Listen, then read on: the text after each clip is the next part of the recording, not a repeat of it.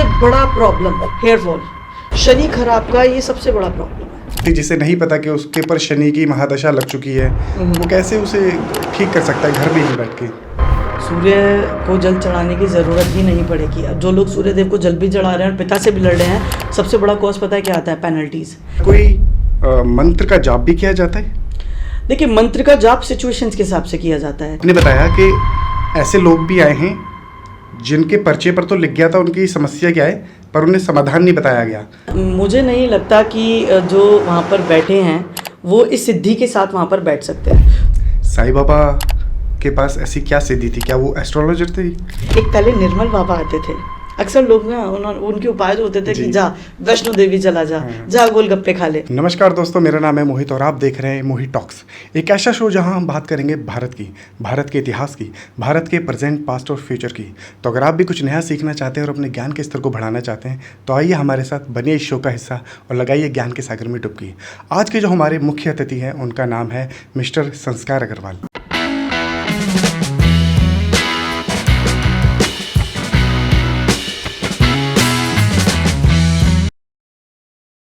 नमस्कार संस्कार अग्रवाल सर। नमस्कार जी। कैसे हैं आप? बहुत बढ़िया जी, आप बताएं। बढ़िया, एकदम मस्त। सर सबसे पहले आप अपने बारे में कुछ बताइए। ओके, तो बेसिकली मैं एक बहुत छोटे से होम टाउन से बिलोंग करता हूँ, खुर्जा। शायद बहुत कम लोगों ने नाम सुना होगा, पर ये बहुत पॉपुलर है सेरेमिक्स के लिए।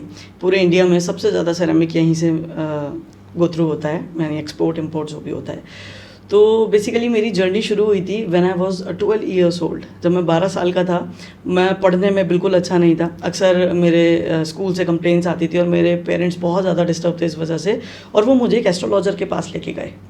उस एस्ट्रोलॉजर के पास मैं गया। मैं उस टाइम पे इन सब चीज़ों में बिलीव करता ही नहीं था, बिकॉज आई थॉट कि ये सब चीज़ें सिर्फ एक साइकोलॉजी होती है। ठीक है, 12 साल का बच्चा है, यंग जनरेशन है, यंग ब्लड है, कहाँ इन सब चीज़ों पे बिलीव करेगा। तो मैं जब उस एस्ट्रोलॉजर के पास गया, उन्होंने एग्जैक्ट वो चीज़ें बताई जो मेरी स्टडीज़ में मुझे प्रॉब्लम कर रही थी, जो मेरी मेंटेलिटी थी, जो मेरी साइकोलॉजी थी। एंड आई वॉज शॉक्ड, ये कैसे पॉसिबल है। अच्छा, बचपन में मुझे मैजिशियन बनना था, मैं वो कार्ड्स वगैरह के तरह तरह के मैजिक दिखाता था, पर उस दिन मुझे रियलाइज़ हुआ कि दुनिया का सबसे बड़ा अगर कोई मैजिक है ना, तो वो ये साइंस है। एंड आई हैव डिसाइडेड, मुझे इसे समझना है। आज की यंग जनरेशन की सबसे बड़ी प्रॉब्लम है कि किसी भी चीज़ को बिना पढ़े डिनाई कर देते हैं। बिना पढ़कर किसी चीज़ को डिनाई करना उतना ही सरल होता है जितना उसके ऊपर पढ़कर सालों साल एक्सपीरियंस लेना और उसे एक्सेप्ट करना होता है। तो मैंने देखा यंग जनरेशन आजकल ये बहुत करती है, मैं भी उसमें से ही आता हूँ और मैं इस चीज़ को बिल्कुल डिनाई नहीं कर सकता। लेकिन जब इसे पढ़ना शुरू किया ना, तब मुझे पता चला शायद इससे बड़ा विज्ञान कोई पूरी अर्थ पे एग्जिस्ट ही नहीं करता। और ये मैं बहुत दावे से बोल सकता हूँ, मेरे एक्सपीरियंसेस ऐसे रहे हैं। जब मैंने पढ़ना शुरू किया, मुझे पता चला, मैं एस्ट्रोलॉजर्स के पास गया, बहुत क्यूरियोसिटी थी जानने की। तो मैंने उनसे पूछा कि भाई आपने कैसे बताया, आई वॉन्ट टू लर्न। वो मुस्कुरा के बोला, अभी बहुत छोटे हो। मैं कहा कभी तो शुरू करूँगा ना, आज ही क्यों ना। तो उन्होंने मुझे एक बुक दी, उसका नाम था बृहद पराशर होरा शास्त्र, और उन्होंने बोला था ये पढ़ ले, तुझे आ जाएगा। मैंने बोला ठीक है जी। मैंने पढ़ना शुरू किया, बड़ा इंटरेस्ट डेवलप हुआ। और जब मैं सिर्फ 14 ईयर्स का था, तब मुझे एक बात पता चली थी। जब मैं 2 साल का और आगे गया था, ठीक है, तब मुझे एक बात पता चली थी, और उस बात ने मेरी लाइफ को 360 डिग्री टर्न पे घुमा दिया। जो मेरा बिलीफ सिस्टम था ना, वो इतना ज़्यादा स्ट्रांग हो गया, मानो मेरी लाइफ बदल गई।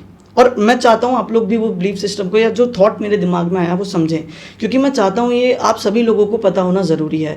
हुआ क्या, मैं बुक पढ़ रहा था, उस बुक में एक पार्ट था, उसमें सूर्य के बारे में बात हो रही थी, सन, प्लैनेट सन। तो सूर्य के बारे में ये बात हो रही थी कि अगर किसी का सूर्य कमज़ोर है तो उसकी इम्यूनिटी वीक होगी, उसको हड्डियों से संबंधित परेशानी आएगी, हार्ट से रिलेटेड परेशानी आएगी। जब ये पढ़ रहा था पूरा चैप्टर, उस दौरान एकदम से मेरे माइंड में टिक किया, यार साइंटिस्टों ने अभी 150 साल पहले ये पता लगाया है कि हमें सन से एक विटामिन मिलता है, दैट इज़ विटामिन डी। अगर उसकी डिफिशियंसी हो तो क्या कमी आ सकती है। And then I get to know कि अगर बॉडी में विटामिन डी कम होता है, इम्यून वीक होता है, बोन्स कमज़ोर होती हैं, हार्ट में प्रॉब्लम आती है। यानी ये चीज़ 3-4 हजार साल पहले उस बृहद होरा पराशर शास्त्र, जो कि ऋषि पराशरी जी ने लिखा था, मतलब उनके जो सोनक जी थे बेसिकली, उन्होंने लिखा था, वो कमेंट्री के तौर पे बोला था। तो ये चीज़ 3-4 हजार साल पहले लिख दी गई थी। सोचो, जो आज हम मॉडर्न साइंस बोलते हैं, शायद वो इतना मॉडर्न नहीं है। सही बात है। सही बात ये है। मेरा एक्सपीरियंस रहा था जिसने मेरी लाइफ बदल दी। और उसके बाद जो मुझे मज़ा आया इस फील्ड में, इस इंडस्ट्री में, इसको समझने में, साइंटिफिकली हर एक चीज़ साइंटिफिकली लिंक्ड है, हर एक चीज़। बस फ़र्क इतना है, समझ का फेर है। कुछ लोग इसको विज्ञान मानते हैं और कुछ अंधविश्वास, लेकिन जो अंधविश्वास मानते हैं उनके अंधविश्वास मानने से या फिर बोलने से ये विद्या का सत्य नहीं बदल जाएगा। बिल्कुल सही बात है। जैसा कि अभी आपने बताया कि कुछ एस्ट्रोलॉजर्स के पास आप गए थे, ऐसा क्या हुआ आपके जीवन में, उन्होंने ऐसा क्या बताया आपको जिससे आपकी पूरी कायापलट हो गई और आप एस्ट्रोलॉजी में आ गए? उन्होंने मुझे सबसे पहले जो चीज़ बताई, देखकर उन्होंने कुंडली देखी। नॉर्मली उन्होंने मुझे एक बात बोली कि बच्चा पढ़ना तो चाहता है, इसका पढ़ने में मन नहीं लगता। जब उन्होंने पहली बात बोली, आज लग हाँ मेरे सारे दोस्त ऐसे ही हैं, वो भी पढ़ना चाहता है, पढ़ने में नहीं मन लगता, ये कौन सी बड़ी बात है। देन ही टोल्ड मी, मतलब मेरे पेरेंट्स को उन्होंने बोला कि प्रॉब्लम है, इस बच्चे को फियर है, और फियर किसी अथॉरिटी से है। प्रिंसिपल हो सकता है, कोई क्लास टीचर हो सकता है, ठीक है, और या फिर कोई मॉनिटर हो सकता है। एंड आई वाज शॉक, क्योंकि मुझे सबसे ज़्यादा फियर था अपने प्रिंसिपल का। क्योंकि देखो, टू बी वेरी ऑनेस्ट, उन्होंने क्लास में कुछ ऐसी बातें बोली थी तो कहीं ना कहीं वो मुझे बहुत ज़्यादा डिमोटिवेट कर गई थी कुछ चीज़ें लेकर। हालांकि देखो, जो गुरु हैं वो अच्छे के लिए ही बोलते हैं, उनकी गलती नहीं थी, बट एक बच्चा उसको पॉजिटिव ले रहा है, नेगेटिव ले रहा है, वो मेंटालिटी की बात है। उसके बाद उन्होंने कुछ और चीज़ें जैसे मेरे फ्रेंड से जुड़ी बताई कि इसका इस श्रेणी का दोस्त होगा जो इसे बहुत गलत गाइड कर रहा होगा। इवन मेरा कुछ एक ऐसा मित्र था जो मुझे थोड़ा थेफ्ट एक्टिविटीज़ की तरफ लेकर जा रहा था, जो करता था ये चीज़ें। तो उन्होंने बोला कि एक ऐसा दोस्त होगा इसका जो चोरी चकारी में होगा और वो उसे सीख भी ऐसी देता होगा, उससे दूर रखें। उसका नाम जो होगा वो पी नाम से शुरू होता होगा। And I was shocked, how is that possible? ये कैसा विज्ञान है, ये तो पढ़ना है। तो यहाँ से मेरी जर्नी शुरू हुई थी। Nice, very interesting. हमारे भारत देश में बहुत सारे ऐसे लोग हैं जो आज भी एस्ट्रोलॉजी और न्यूमरोलॉजी पे भरोसा बिल्कुल नहीं करते। सबसे पहले तो मैं जानना चाहूँगा आपसे कि एस्ट्रोलॉजी न्यूमरोलॉजी है क्या, कहाँ से ये पैदा हुई है, और क्या ये बहुत पुरानी है? क्या लोगों को इस पर भरोसा करना चाहिए? क्या एस्ट्रोलॉजी न्यूमरोलॉजी का इस्तेमाल करके जीवन में होने वाली समस्याओं का समाधान हो सकता है, या फिर सिर्फ एक ये ड्रामा है? ओके, चलिए जी, तो स्टेप बाय स्टेप शुरू करते हैं। सबसे पहले क्वेश्चन नंबर 1, उत्पत्ति कहाँ से हुई, आया कहाँ से? तो ये जो विज्ञान था ना, ये सबसे पहले ब्रह्मा जी ने बनाया था, ठीक है, कल्याण हेतु। क्योंकि आज ईश्वर के लिए कुछ भी करना संभव है, लेकिन मनुष्य के लिए असंभव था। तो ये विज्ञान बनाया ही इसीलिए गया था। इस विज्ञान का सही अर्थ क्या है? ज्योतिष, ज्योति प्लस ईशा। ये आपने बहुत जगह सुना होगा कि ज्योति मतलब लाइट और ईशा मतलब भगवान, यानी ऐसी एक ऊर्जा जो भगवान से आपको जोड़ती है। पर मैं बोलता हूँ एक्चुअल में एस्ट्रोलॉजी क्या है? एस्ट्रोलॉजी आपका एक रूट मैप है जो आपको आपकी डेस्टिनी तक पहुँचाने का काम करता है। समझते हैं इसे दूसरे तरीके से। जैसा मैंने बोला, modern problem needs a modern solution. तो उसको अगर मॉडर्न सोल्यूशन की तरफ देखें तो आज आपके मोबाइल में, हम सभी के मोबाइल में एक एप्लीकेशन होती है गूगल मैप्स। आज आपको किसी डेस्टिनेशन पे पहुंचना है, आप क्या करोगे? उस डेस्टिनेशन की पोजीशन डालोगे, गूगल मैप क्या करेगा? आपको नेविगेट करेगा। एस्ट्रोलॉजी भी आपको नेविगेट करता है। बस आपको एक अच्छे एस्ट्रोलॉजर, एक अच्छी पर्सन की ज़रूरत है जो आपको आपकी डायरेक्शन तक पहुंचा सके। हाँ, एक बात है, हर किसी का पहुंचने का जो रूट मैप है वो डिफरेंस हो सकता है, पर ईश्वर ने कभी भेदभाव नहीं किया कि इस पे पैसा आएगा, इस पे नहीं आएगा। वो हम खुद हैं। समझने का फेर है। ज्योतिष उतना ही सत्य है जितना सत्य ईश्वर है। और सबसे इंपॉर्टेंट चीज़, ज्योतिष वो नहीं जो आपको निराशा दे, जो आपकी उम्मीद छीन ले। ज्योतिष वो है जो आपको नई उम्मीद दे, नई आशा दे। ठीक है, दूसरा क्वेश्चन आपका आता है, बहुत इंपॉर्टेंट है कि एस्ट्रोलॉजी की रेमेडीज़ काम करती है या नहीं करती है। न्यूमरोलॉजी ये क्या है? देखो, एस्ट्रोलॉजी बोलो, न्यूमरोलॉजी बोलो, वास्तु बोलो, और बहुत सारी पामिस्ट्री है, there is a lot of sciences, लेकिन इन सबका मकसद सिर्फ एक है, इंसान को उसकी सही राह दिखाना। यही एस्ट्रोलॉजी है। कोई अगर आपसे बोले कि आप मुझे अपना डेट ऑफ बर्थ बताइए और मैं आपके जीवन को पूरी तरह बदल दूंगा, सबसे पहले 10 किलोमीटर दूर उससे भाग जाओ, क्योंकि ये चीज़ असंभव है। आपका जीवन पूरी तरह नहीं बदला जा सकता, पर हाँ, आपके जीवन में जो परेशानियां हैं उन्हें कम ज़रूर किया जा सकता है सही मार्गदर्शन करके। जैसा रेमेडीज़ की मैं बात करूँ, अभी आते हैं उस पर भी, लेकिन इंपॉर्टेंट चीज़ जैसा अभी मैंने बोला कि एस्ट्रोलॉजी कैसे काम करता है, न्यूमरोलॉजी कैसे काम करता है, कोई भी ऑकल्ट साइंस है ना, इसे काम करने का एक कैलकुलेशन होता है, मैथ्स जिसे हम बोलते हैं, जिससे हम प्लैनेट्स की पूरी डायरेक्शंस को समझते हैं। सोचो, आज हमारे पास ऐसे टूल्स नहीं हैं जो टूल्स भले ही बहुत सारे हैं, लेकिन आज भी इतने एडवांस टूल नहीं है जितने एडवांस हमारे पास पहले थे। जो चंद्र ग्रहण होता है, सूर्य ग्रहण होता है, ये कितने हज़ारों साल पहले लिखा गया था और कितने लाखों साल पहले का आप बिल्कुल एक्यूरेटली प्रेडिक्ट कर सकते हैं। लॉजिक्स होते हैं इसमें भी, ठीक है, उसके बारे में भी बात करेंगे फिर कभी। तो लेकिन आज का साइंस, अगर उससे ये बोला जाए वेदर रिपोर्ट, तो वो भी फेल हो जाती है कई बार, ठीक है। तो सोचो वो विज्ञान में और आज के विज्ञान में कितना फ़र्क है। तो ज्योतिष बहुत बड़ा सत्य है, ज्योतिष काम करता है। बात रही रेमेडीज़ की, उपाय दो तरीके के होते हैं। एक उपाय वो होता है जो ईश्वर ने आपके जीवन में लिखा तो है पर आपको कठिनाइयाँ आ रही है, और दूसरा उपाय वो होता है जो ईश्वर ने आपके जीवन में लिखा ही नहीं है। तो क्या वो पाया जा सकता है? मैं बोलूँगा उसे पाना बहुत मुश्किल है। मान लेते हैं, इसे थोड़ा एग्जाम्पल के तौर पे समझते हैं। आज एक व्यक्ति के जीवन में शादी ईश्वर ने लिखी ही नहीं है। आप उसे कितने भी उपाय करवा लो, आज भले ही उसकी शादी हो भी गई तो वो चीज़ सस्टेन करेगी ही नहीं। 2 महीने बाद, 3 महीने बाद डाइवोर्स निश्चित है, ठीक है जी। लेकिन ईश्वर ने लिखा है शादी तो होगी पर पीड़ा मैं दूंगा। आप उस पीड़ा को कम कर सकते हो। और लोग क्या करते हैं ना, लोग उस चीज़ को काटने की कोशिश करते हैं जो ईश्वर ने लिखा है, फिर उनकी प्रिडिक्शंस या उनकी रेमेडीज काम नहीं करती। देखो जी, मैं एक बात बताता हूँ, इन सबके बीच कुछ लोग अपना बिजनेस ज़रूर कर लेते हैं और उसके मैं बहुत अगेंस्ट हूँ। आप अपनी फीस भले ही 5-10 हज़ार रख लो, लेकिन उस 500 की फीस में 50 हज़ार की पूजा मत चेपो। बिल्कुल सही बात है, बिल्कुल इंपॉर्टेंट चीज़। और तो जैसे हम रेमेडी की बात कर रहे थे, अब आपने बोला क्या रेमेडीज़ काम करती हैं। एक छोटा सा एक्सपीरियंस शेयर करना चाहूँगा, बहुत रिसेंटली का है। नाम उनका शुभम है, ठीक है, और मेरे ही यजमान हैं और मुझसे मार्च में कनेक्ट हुए थे वो। और उस दौरान उन्होंने मुझसे पूछा था कि संस्कार सर, मुझे बड़ी परेशानी आ रही है, मैं फाइनेंस अच्छे से ना मुझे एडजस्ट नहीं कर पा रहा हूँ, ब्लॉकेजेस बहुत आ रही हैं, हर जगह से ब्लॉकेज है, 3 डील रुकी हुई हैं, पैसा मार्केट में रुका हुआ है। और मैंने देखा उनकी कुंडली में, जो हमारी कुंडली में दूसरा घर होता है ना, वो फाइनेंस को रिप्रेजेंट करता है। फिर मैंने देखा दूसरे घर का जो लॉर्ड था वो शुक्र बन रहा था, और शुक्र राहु के नक्षत्र में बैठा था। राहु क्या है? राहु बाथरूम, ठीक है, धुआं। राहु आपकी छाया ग्रह में कंसिडर किया जाता है, यानी कोई भी चीज़ जो छाया रिप्रेजेंट करती है, जैसे इल्यूजन या धुआं। तो मैंने देखा बाथरूम का भी पार्ट राहु है। मैंने देखा यार इसकी कुंडली में 2 और 8 एक्टिवेट है बॉस। उपाय अब यहाँ पे समझना, रेमेडीज़ कितनी सरल हो सकती है। मैंने बोला 2 नंबर हमारे वोकल कार्ड्स को, हमारे खान पीन को दिखाता है।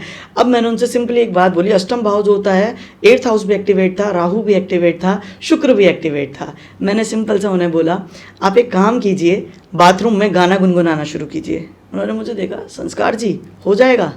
मैंने क्यों नहीं होगा। लेकिन उपाय की एक खासियत भी है और एक उपाय का ना एक नेगेटिव पॉइंट भी है।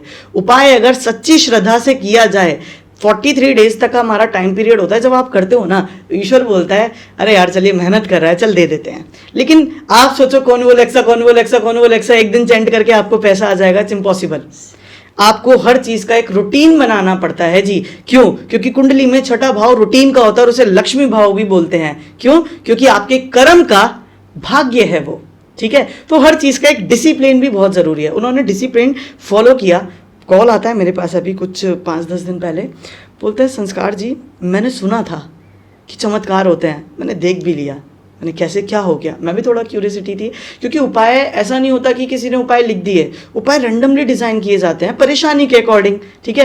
एक तो होता है जी उपाय आपने लिख दिए कि एक नेचुरली उपाय है, किसी को अगर पीड़ा आ रही है, किसी की 7.5 चल रही है, तो फलाना जाके शनिदेव की पूजा करे, शनिदेव को खुश करे, ये करे वो करे। दुनिया भर के उपाय, आपको हज़ारों उपाय मिल जाएंगे कुंडली के। लेकिन मैं बोलता हूँ वो सारे उपाय करने नहीं चाहिए। हर किसी के कर्म के हिसाब से उपाय होते हैं जी, कर्म पे भी आएंगे, ठीक है। तो हुआ क्या, जब उन्होंने बात बोली कि मिरेकल हुआ मेरे जीवन में, मेरा एक अमाउंट था 1.5 लाख का जो पिछले 8 साल से था, मैंने उम्मीद ही छोड़ दी थी। वो बंदा मेरे घर आया, चेक दिया और उसने मुझसे बोला मुझसे बहुत बड़ी भूल हो गई। अब मुझे नहीं पता जी उसके सपने में क्या आया क्या नहीं आया, क्या उसके जीवन में परिवर्तन आया। चेक दे के गया है मई का और बोल रहा है जी 100% आपका चेक क्लियर होगा। कहता सर ये तो छोड़ दो, मुझे उम्मीद ही नहीं थी इस पैसे की। तो मेरा एक माइनिंग का बिजनेस अटका हुआ था, दुबई से डील हो रही थी। उस बंदे ने, वो बोल रहा था मेरे अकाउंट में पैसा है बट मैं करूंगा, टालम टाली हो रही थी। उस बंदे ने जस्ट मुझे आधा घंटा पहले अमाउंट ट्रांसफर कर दिया और मैं अपने आप को रोक नहीं पाया। उससे कॉल पे बात कर रहा था, मैं बोला मैं बाद में बात करता हूँ क्योंकि मुझे आपको कॉल करना था।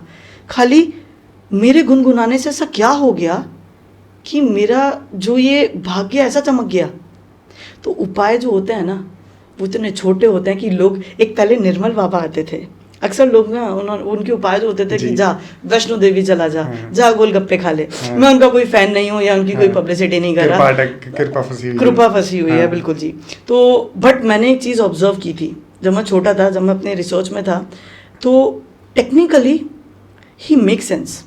अब जो एस्ट्रोलॉजी नहीं समझता वो सब अंधविश्वास को बोलेंगे इसको, लेकिन मेक सेंस। उन्होंने किसी को रेमेडी दी कि तू एक काम कर, तू गोलगप्पे खा के आ, तेरा काम हो जाएगा। मुझे लगा यार गोलगप्पे खा के कैसे काम होगा, तो एकदम मेरे दिमाग में एक बात आई, गोलगप्पे मतलब कि जो पानी पूरी होती है वो फ्राई की जाती है, यानी शनि। जो तेल होता है शनि का होता है, शनि। चलो जी, जो खट्टापन होता है वो केतु, मैंने ठीक है जी। और जो शुक्र होता है वो दिखाता है आलू को। तो ये तो बड़ा कमाल का कॉम्बिनेशन हो गया जी, शनि शुक्र और केतु। अच्छा। मतलब कि अगर उसने ये उपाय किया, गोलगप्पे नहीं खाता, किया तो उसने शनि शुक्र और केतु को एक्टिवेट किया। शनि और शुक्र पैसों के लिए बड़ा अच्छा कारक माना जाता है। किसी का अगर बिजनेस रुक गया है ना, कारोबार बढ़ ही नहीं रहा है, अगर वो शनि शुक्र की हेल्प ले, शनि क्या है, कर्म है, क्यों है उसके पीछे भी लॉजिक है। पूरे आभा मंडल सोलर सिस्टम में शनि सबसे आखिर में जाके बैठा है, और शनि का एक कर्म है निरंतर आगे चलते जाना। सबसे ज्यादा समय लगता है शनि को पूरे सूर्य के एक चक्कर काटने में, लेकिन शनि का कर्म है बढ़ते जाना। तो जो हमारा प्रोफेशन है, जो हमारा कर्म है ना, वो शनि से जोड़ा जाता है। लॉजिक है हर चीज का, कोई भी चीज ऐसे ही नहीं डाल दी है, ठीक है। तो इसीलिए बोलता हूँ यंगस्टर्स को, यंग जनरेशन को पढ़ो, तब समझ आएगा कितना सत्य है इस विद्या में। तो कर्म को अगर शुक्र से जोड़ा, शुक्र क्या है, लग्जरी। कोई भी ऐसी चीज जो आपके शरीर को सुख की प्राप्ति करे, वही शुक्र है। लोग बोलते हैं शुक्र लग्जरी है, शुक्र ये है, शुक्र वो है। किसी से पूछ लो, किसी को ये नहीं पता। कोई भी ऐसी चीज जो हमारे शरीर को सुख दे, वो शुक्र है। जैसे आंखों को क्या सुख देता है, आंखों को सुख देता है अच्छी अच्छी प्लेसेस को देखना, गले को सुख देता है अच्छे अच्छे गाने गाना, अच्छी अच्छी बातें करना, कान को सुख देता है अच्छे अच्छे संगीत सुनना, नाक को सुख देता है इत्र, फ्रेग्रेंसेस। इसीलिए तो सब शुक्र की कैटेगरी में आते हैं। तो शुक्र बिजनेस, अच्छी लग्जरी लाइफ को दिखाता है, फाइनेंस को दिखाता है। शनि को एक्टिवेट किया, केतु को एक्टिवेट किया, रुकावटें आ रही थी, शुक्र को एक्टिवेट किया, रुकावट खत्म हो गई। बस जी, वहीं से मेरा पैटर्न शुरू हुआ कि उपाय तो इतने सरल हो सकते हैं।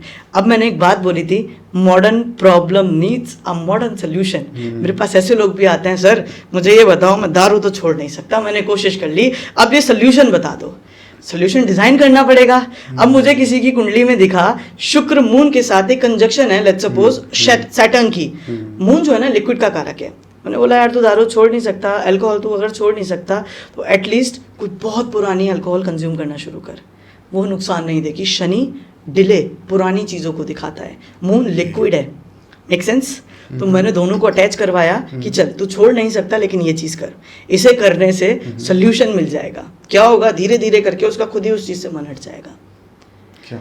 This is the logics. तो ये जब फिगर आउट करा, मैंने अपने एक्सपीरियंसेस से सीखा, लोगों के इतने कमाल के एक्सपीरियंसेस रहे हैं कि लोग अक्सर आपसे, अब आपने रेमेडी का बोला था ना, रेमेडी काम करती है जी, 100% काम करती है, लेकिन वही रेमेडी काम करती है जो ईश्वर ने योग तो भेजा है जीवन में, लेकिन कष्ट आ रहा है, लेकिन ईश्वर ने योग नहीं भेजा, उसका कष्ट दूर करो। मैं हाथ जोड़ के बोलता हूँ जी, प्लीज़ आप ये गलत काम ना करें। रीज़न, कुछ लोग एक्चुअल में ऐसे थे, अब मैं बहुत प्रसिद्ध हैं साईं बाबा, बहुत कंट्रोवर्सी भी होती है इनको लेकर कि साईं बाबा भगवान नहीं है क्योंकि इनका कोई जिक्र नहीं था पुराणों में, ये दिस एंड दैट। कोई कुछ बोलता है, कोई कुछ बोलता है। बस मैं एक बात बोलता हूँ, हमारे कर्म होते हैं, वो कर्म जो ईश्वर के लेख को काट दे। ऐसे महापुरुष बहुत कम पैदा हुए हैं पृथ्वी पे, उसमें से एक थे साईं बाबा। शायद वो भगवान नहीं, पर किसी भगवान से कम नहीं, क्योंकि लोगों के उन्होंने ऐसे ऐसे लेख काटे जिसको स्वयं ईश्वर ने लिखा था। तो कैसे हम ऐसे इंसान को भगवान का दर्जा ना दें। साईं बाबा के पास ऐसी क्या सिद्धि थी? क्या वो एस्ट्रोलॉजर थे? जी, सिद्धि नहीं, एस्ट्रोलॉजी नहीं, वो एक संत थे। जो संत होता है ना, एक संत का काम क्या होता है, जो अंदर से भीतर से शांत होना सीख गया, जिसने अपने भीतर में अपने मन को शांत कर लिया ना, उसके पास सब परेशानी का समाधान है। कर्म काटने वाली बात आई थी।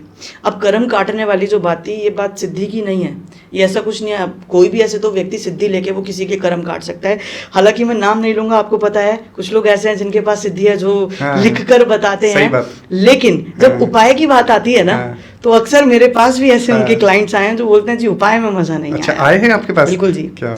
तो उपाय में मज़ा नहीं आया, लिखा जो था बिल्कुल सत्य था। हाँ। मैं बहुत रिस्पेक्ट करता हूँ उस चीज़ की, मैं यहाँ पर कुछ ये नहीं बोलूँगा जी गलत लिखा था या कुछ गलत था, लेकिन क्लाइंट आए बोले उपाय नहीं मिला।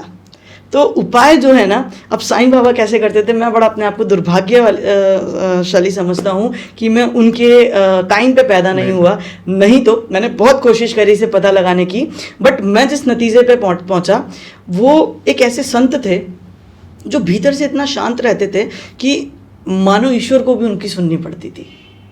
तो ऐसे कर्म काटे उन्होंने लोगों के। क्या बात है। आपने बताया कि ऐसे लोग भी आए हैं जिनके पर्चे पर तो लिख गया था उनकी समस्या क्या है, पर उन्हें समाधान नहीं बताया गया। आपको क्या लगता है कि पर्चे पे जो लिखा जा रहा है, क्या उसमें भी कोई ट्रिक है, या फिर कोई कुछ लोगों का कहना होता है कि ऐसे लोगों के पास कर्ण पिशाचिनी नाम की एक सिद्धि होती है, कर्ण पिशाचिनी, जो उनके कान में आके सामने वाले के भविष्य, वर्तमान और प्रेजेंट के बारे में बता देती है। बिल्कुल जी। तो क्या इसका एस्ट्रोलॉजी से कोई संबंध है, या फिर वो सिद्धि है कोई? देखिए, दो तरीके की चीज़ होती हैं, एक होता है तंत्र और एक होता है मंत्र। तंत्र मतलब आप ये समझिए, चलिए तंत्र मंत्र को भी छोड़ते हैं, हमारे पास ना लोक होते हैं। एक तो होते हैं 7 लोक जो ऊपर के होते हैं, और एक होते हैं तालाज यानी कि पाताल। ठीक है, तो ये जो एनर्जीज होती है ना, आज बहुत इंपॉर्टेंट जो आपने चीज़ बोली कर्ण पिशाचिनी, तो इसकी जो सिद्धि होती है, आज देखो मैं हर किसी के लिए नहीं बोलूँगा, कुछ लोगों के पास वाकई में ऐसी सिद्धियाँ होती हैं, बट उसकी बात नहीं करेंगे। अभी जो पर्चे वाली बात है, वो एक ऐसी जगह बैठे हैं, मुझे नहीं लगता कि कुछ इस प्रकार की सिद्धि है, पर वो एक पवित्र है। कर्ण पिशाचिनी जैसी सिद्धियाँ ऐसी जगह पर बैठ कर करना मुझे नहीं लगता संभव है। ठीक है, तो सिद्धि है लेकिन पॉजिटिव। दूसरा, पर्चे पे लिखा जाता है, उपाय भी लिखे जाते हैं, पर लोगों को उपाय का रिजल्ट नहीं मिलता। तो सिद्धियाँ भी कई प्रकार की होती हैं। एक सिद्धि होती है जो ये पता लगा ले जी मोहित जी के जीवन में क्या चल रहा है, और एक सिद्धि होती है छोड़ मुझे पता नहीं लगाना, मुझे बस सोल्यूशन देना है, मुझे बस आपके जीवन का जो भी एक राइट पैटर्न है सोल्यूशन से उसको करना है। सो बेसिकली जैसा आपने मुझसे पूछा, तो मैं आपको बताना चाहूँगा, ये जो कर्ण पिशाचिनी है ना, इसकी जो सिद्धियाँ होती हैं, मुझे नहीं लगता कि जो वहाँ पर बैठे हैं वो इस सिद्धि के साथ वहाँ पर बैठ सकते हैं। तो देखो, पॉजिटिव सिद्धियाँ भी होती हैं, ज़रूरी नहीं है ये जो चीज़ें हैं खाली कर्ण पिशाचिनी या नेगेटिव सिद्धियों से ही प्राप्त की जा सके। ठीक है, तो मैं थोड़ा सी इसके अगेंस्ट हूँ। कुछ लोग बोलते हैं जिन्होंने ऐसी सिद्धि करी हुई है, सिद्धि तो है, वो अपने मुँह से खुद भी बोलते हैं, लेकिन अब सिद्धि है, विज्ञान है, कुछ भी बोलो, बट क्योंकि मैं बिलीवर हूँ और मैंने अपनी लाइफ में चमत्कार देखे हैं, तो मैं इतना जानता हूँ कर्ण पिशाचिनी तो नहीं है, पर सिद्धि तो है।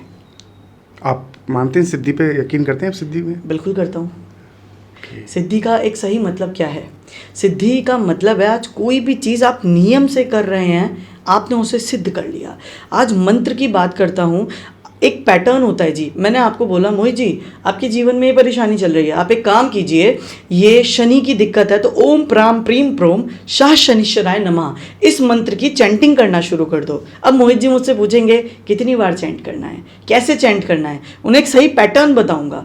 जब वो सही पैटर्न में चैंट करना शुरू करेंगे तो सिद्धि मतलब क्या, आज जो वो पैटर्न को चैंट कर रहे हैं, उस मंत्र को जो चैंट कर रहे हैं ना, वो उनके जो ऑरा है ना उसमें बैठ गया, समा गया, सिद्ध हो गया। तो सिद्धि का मतलब हम ये भी बोल सकते हैं कोई रूटीन जो आपने रेगुलर फॉलो किया है और आप अब उसके हैबिचुअल बन चुके हैं, सिद्ध कर लिया, किसी चीज़ को अपने अंदर उतार लिया। ओके। हाँ जी। मैंने सुना है कि जो 1 से 9 नंबर हैं, हर 1 से 9 नंबर एक रिप्रेजेंट करता है एक ग्रह को। बिल्कुल जी। 9 नंबरों का संबंध है 9 ग्रहों से जी, और उन 9 ग्रहों का प्रभाव पड़ता है प्रत्येक व्यक्ति पर अलग अलग। हाँ जी। इसके बारे में कुछ बताइए। चलिए जी, तो एक काम करते हैं, सबसे पहले ना 1 से लेकर 9 नंबर तक के बीच में न्यूमरोलॉजिकली जितने ग्रह आते हैं ना उनको पढ़ते हैं, उनको थोड़ा मैं बताना चाहूँगा। देखो, आपको हज़ारों पॉडकास्ट, हज़ारों वीडियोस मिल जाएंगे न्यूमरोलॉजी के ऊपर जो आपको ये बताएंगे। नंबर 1 जो होता है सूर्य का होता है, और सूर्य लीडरशिप है, सूर्य कॉन्फिडेंस है, सूर्य मैनेजमेंट है, सूर्य ईगो है, सूर्य ये है, सूर्य वो है। ये बहुत ऑथेंटिक चीज़ें हो गई जी।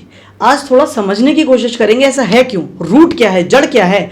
जड़ क्या है? सबसे पहले तो इनके नंबर्स के पीछे इनका राज छुपा है। नंबर 1, आज नंबर 1 अगर हम देखें बिल्कुल सीधा खड़ा है, एकदम स्ट्रेट, यानी सूर्य एक ऐसे प्लैनेट को रिप्रेजेंट करता है जो एकदम अपने आप में आत्मविश्वास रखता है, कॉन्फिडेंस रखता है, झुकेगा नहीं, ठीक है जी। झुकेगा नहीं। तो एक नंबर जो है ना वो झुकता नहीं, सीधा खड़ा रहता है। अच्छा, सूर्य क्यों हम बोलते हैं कॉन्फिडेंस को दिखाता है, क्यों हम बोलते हैं इम्यूनिटी को दिखाता है, क्यों हम बोलते हैं हार्ट को दिखाता है, क्यों हम बोलते हैं गवर्नमेंट को दिखाता है? यही तो सुना होगा ना आपने, लेकिन कभी समझने की कोशिश करिए लॉजिक क्या है। इसका आंसर हमारे सोलर सिस्टम में है जी। समझते हैं ध्यान से।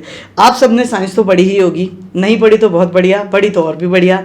ठीक है, तो जो सूर्य है सोलर सिस्टम में वो करता क्या है? सोलर सिस्टम में उसके पास एक ऐसी फोर्स है जिस फोर्स की वजह से सारे प्लैनेट एक पर्टिकुलर डायमेंशन पे या पर्टिकुलर दूरी पे ही ऑर्बिट में घूम रहे हैं। सोचो सूर्य के पास कितनी कमाल की मैनेजमेंट स्किल्स है।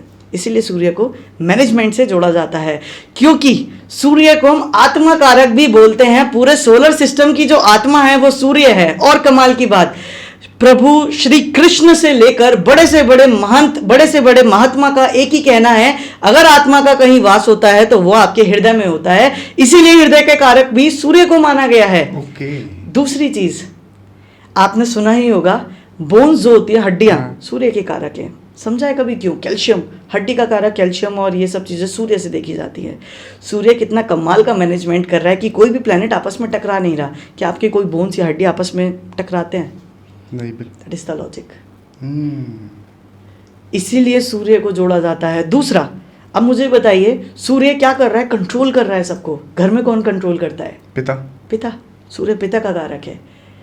आपकी स्थिति अगर मैं बोलूं, बेसिकली मैं बात करूं आज, आप जिस इंडिया में रहते हैं जी, हर एक पर्टिकुलर एरिया का अपना एक पॉलिटिकल सिस्टम होता है जी बिल्कुल। तो जो पॉलिटिक्स है, जो पॉलिटिकल सिस्टम है, वहाँ पर एक किंग होता है। वो किंग कौन है? गवर्नमेंट। ठीक है, गवर्नमेंट ही बनती है जहाँ से किंग बनता है। किंग कौन है? किंग इज इक्वल्स टू सन। इसीलिए सूर्य को राजा बोला गया है, क्योंकि राजा वही है जो देश को चलाए, और इसीलिए गवर्नमेंट को भी सूर्य से जोड़ा गया है। ये लॉजिक है इसके पीछे।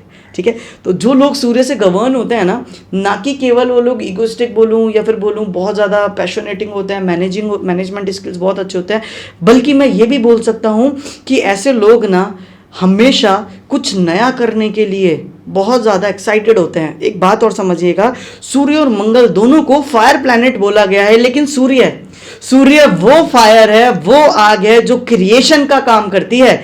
मंगल वो आग है जो जलाती है। समझते हैं कैसे? सूर्य जो आग है, क्रिएशन, ये वो क्रिएशन है। आज आप खाना बनाते हैं, आग का इस्तेमाल करते हैं। आज आप कोई भी चीज़ का उत्पत्ति कर रहे हैं, उत्पन्न कर रहे हैं, जैसे कि मान लीजिए आप आज कोई भी चीज़ बना रहे हैं बड़ी बड़ी फैक्ट्रीज में, क्या लगता है? फायर। तो सूर्य वो फायर है जो क्रिएशन करना जानती है, और इसी वजह से जो सूर्य वाले लोग होते हैं ना, लीडर होते हैं, क्योंकि वो चीज़ों को क्रिएट करते हैं जी, वो नई दुनिया बनाते हैं। ये इसका लॉजिक। क्या बात है। मैंने सुना है ऐसे लोगों को ऑर्डर देना और लोगों के ऊपर एक तरीके से कहें अपनी धौंस जमाना, अपने ऑर्डर को मनवाना, ये सब चीज़ें भी पसंद होती है? भाई पसंद होती है, क्यों नहीं हो? क्योंकि उसके लायक हैं वो। रीज़न क्या है? उनके अंदर वो एबिलिटी है। आज अगर सूर्य वाला एक नंबर वाला, एक वो भी है जो 1 नंबर से आता है, एक वो भी है जो 19 नंबर से आता है, और एक वो भी है जो 28 नंबर से आता है। ये सबका जो हम एक बोलेंगे पर्सनैलिटी और डेस्टिनी नंबर, कुछ लोग मूल्यांक और भाग्यांक भी बोलते हैं, कुछ लोग इसको ड्राइवर और कंडक्टर भी बोलते हैं। तो जो पर्सनैलिटी नंबर है वो आपके डेट से टोटल होके आता है। जो 1 आता है ना, अब जो 1 वाला है ना, उसको पता है उसकी खासियत क्या है। जो 19 वाला है ना, उसे भी पता है खासियत क्या है, बट वो एक्सपीरियंस से सीखता है। लेकिन जो 28 वाला है ना, वो थोड़ा बेचारा अननोन रह जाता है। लेकिन जिस क्षण उसे समझ में आ गया, वो ऑर्डर चलाकर, वो हुक्म चलाकर काम करवाते हैं, क्योंकि उनकी एक्सपर्टी है जी ये। Oh very nice. ये 1, 19 और 28 कैसे बनाए? 1 जो था, ये सूर्य का सिंपल नंबर हुआ। 1 और 9 यानी कि इनको टोटल, हमारे न्यूमरोलॉजी में कंसेप्ट होता है डिजिट्स को तब तक टोटल करो जब तक वो सिंगल डिजिट में कन्वर्ट ना हो जाए जी।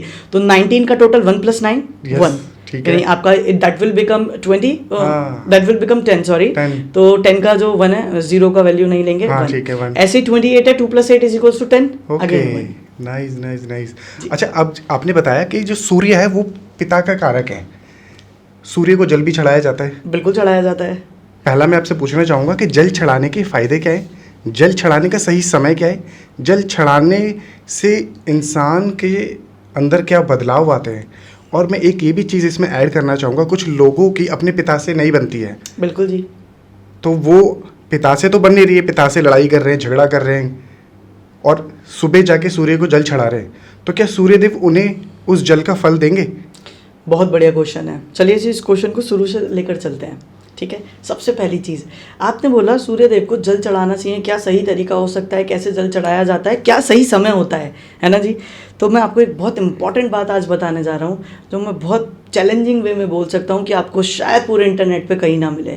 This is my observation. आज आपने तरह तरह के लोगों को सुना होगा सूर्य देव को जल चढ़ाने के लिए क्या सही तरीका होता है, वो तो हम बताएंगे ही। लेकिन कुछ बोलते हैं रोली डाल लो, कुछ बोलते हैं चावल डाल लो, कुछ बोलते हैं चीनी डाल लो। Let's make it lassi, to be very honest. ठीक है, कोई कुछ बोलता है, कोई कुछ बोलता है। ठीक है, हर किसी के अलग अलग वो होते हैं। मतलब उसको बेचारा जो सूर्य का जो एक ऑथेंटिक वे है उसको सबने अपने अपने उसमें डालकर एक बिल्कुल अलग चीज़ ही बना दी। ठीक है जी। लेकिन मैं जो मानता हूँ, अब देखो प्लैनेट के हिसाब से रहता है, बट हाँ प्लैनेट वाइज कॉम्बिनेशंस भी देखा जाता है। लेकिन हाँ, जो सूर्य देव को जल चढ़ाने की एक विधि होती है उसके पीछे साइंस है। साइंस समझते हैं पहले क्या है। आपने विबग्योर तो सुना ही होगा, जो हमारा रेनबो इंद्रधनुष जिसे बोलते हैं। कितने कलर होते हैं उसमें? 7 कलर होते हैं। क्या आपने कभी ये सुना है, पढ़ा है कि जो हमारा सूर्य देव हैं, हमारे सूर्य देव के पास जो रथ है उसमें 7 घोड़े होते हैं जी। ठीक है, वो 7 घोड़ों को कनेक्ट किया जाता है। आज आप मान लीजिए अपने जल में जो चढ़ा रहे हैं, जल जो चढ़ाने का समय होता है वो अर्ली मॉर्निंग होता है। एक जो सही समय होता है 8 बजे तक, क्योंकि जो सूर्य की रेज होती है ना, मतलब मैं वैसे तो 12 बजे तक भी कंसिडर करते हैं, क्योंकि इस टाइम पीरियड में सूर्य एक ऐसी रेज देता है जो हमारी बॉडी के लिए हेल्दी होती है। उसके बाद वो अनहेल्दी होती चली जाती है, तो जितना डिले करोगे उसकी इंटेंसिटी उतनी कम होती चली जाती है। लेकिन सूर्यदेव को जब हम जल चढ़ाते हैं तो उसमें लाल सिंदूर डलवाते हैं। पता है क्यों? ताकि पानी का रिफ्लेक्टिव इंडेक्स चेंज हो सके। जब आप सूर्य देव को जल चढ़ा रहे हो तो जो किरणें हैं सूर्य की, वो रिफ्लेक्टिव इंडेक्स आपकी बॉडी को कैप्चर कर सके, वो रेज आपकी बॉडी अडॉप्ट कर सके। अच्छा, इसलिए हम वो डलवाते हैं। दूसरा सही तरीका, मैंने अक्सर लोगों को देखा है नहाते हुए चढ़ा देते हैं और छत पे जाके ऐसे ही चढ़ा देते हैं, वो चरणों में आता है, पैरों में छींट खाती है। देखिए ये एक ऑथेंटिक तरीका नहीं है। या तो आप उसे डायरेक्टली पौधों में डालिए, तब भी छींटे तो आएंगे, चरणों में आएगा। लेकिन एक ये तरीका हो सकता है। दूसरा तरीका है, अपने जहाँ भी आप चढ़ा रहे हैं ना, प्लीज़ एक टब रख लें, एक छोटे से परात रख लें, उसमें सूर्य देव को जल चढ़ाएं और फिर उस जल को आप किसी भी प्लांट में, किसी भी पौधे में डाल दें।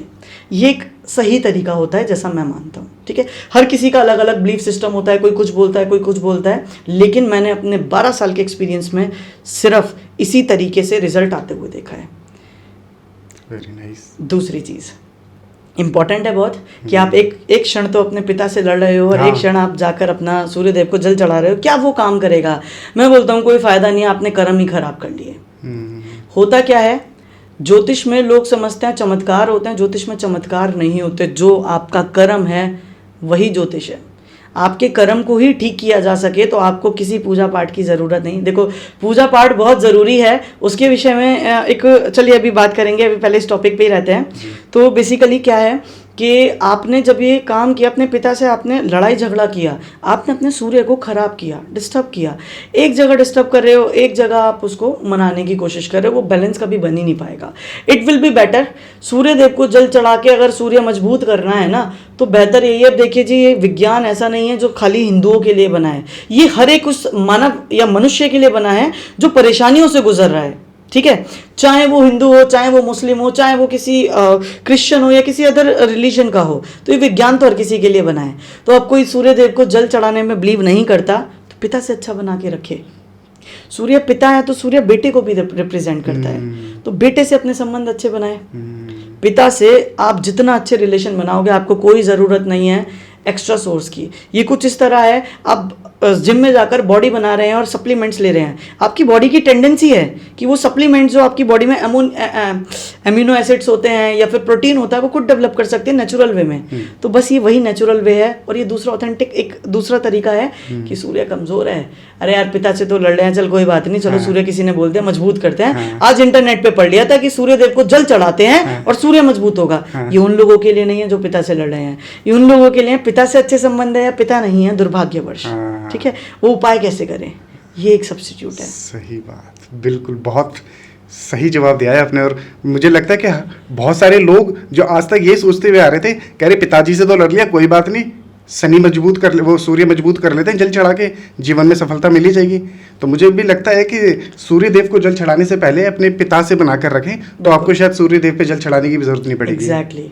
सूर्य को जल चढ़ाने की ज़रूरत ही नहीं पड़ेगी। अब जो लोग सूर्य देव को जल भी चढ़ा रहे हैं और पिता से भी लड़ रहे हैं, सबसे बड़ा कॉज पता है क्या आता है? पेनल्टीज़। ऐसे लोग मैंने अक्सर देखा है जिन लोगों के बैंक बैलेंस कई बार नील हो जाते हैं और उन पर पेनल्टीज़ लगती हैं, गवर्नमेंट से पेनल्टीज़ लगती हैं। ऐसे लोग हमेशा एक ही बात के लिए रोते रहते हैं, पता है क्या है? अरे यार पेनल्टी लग गई, अरे यार पैसा कट गया, अननेसेसरी का पैसा कट गया। इस परेशानी में वो हमेशा जूझते रहते हैं।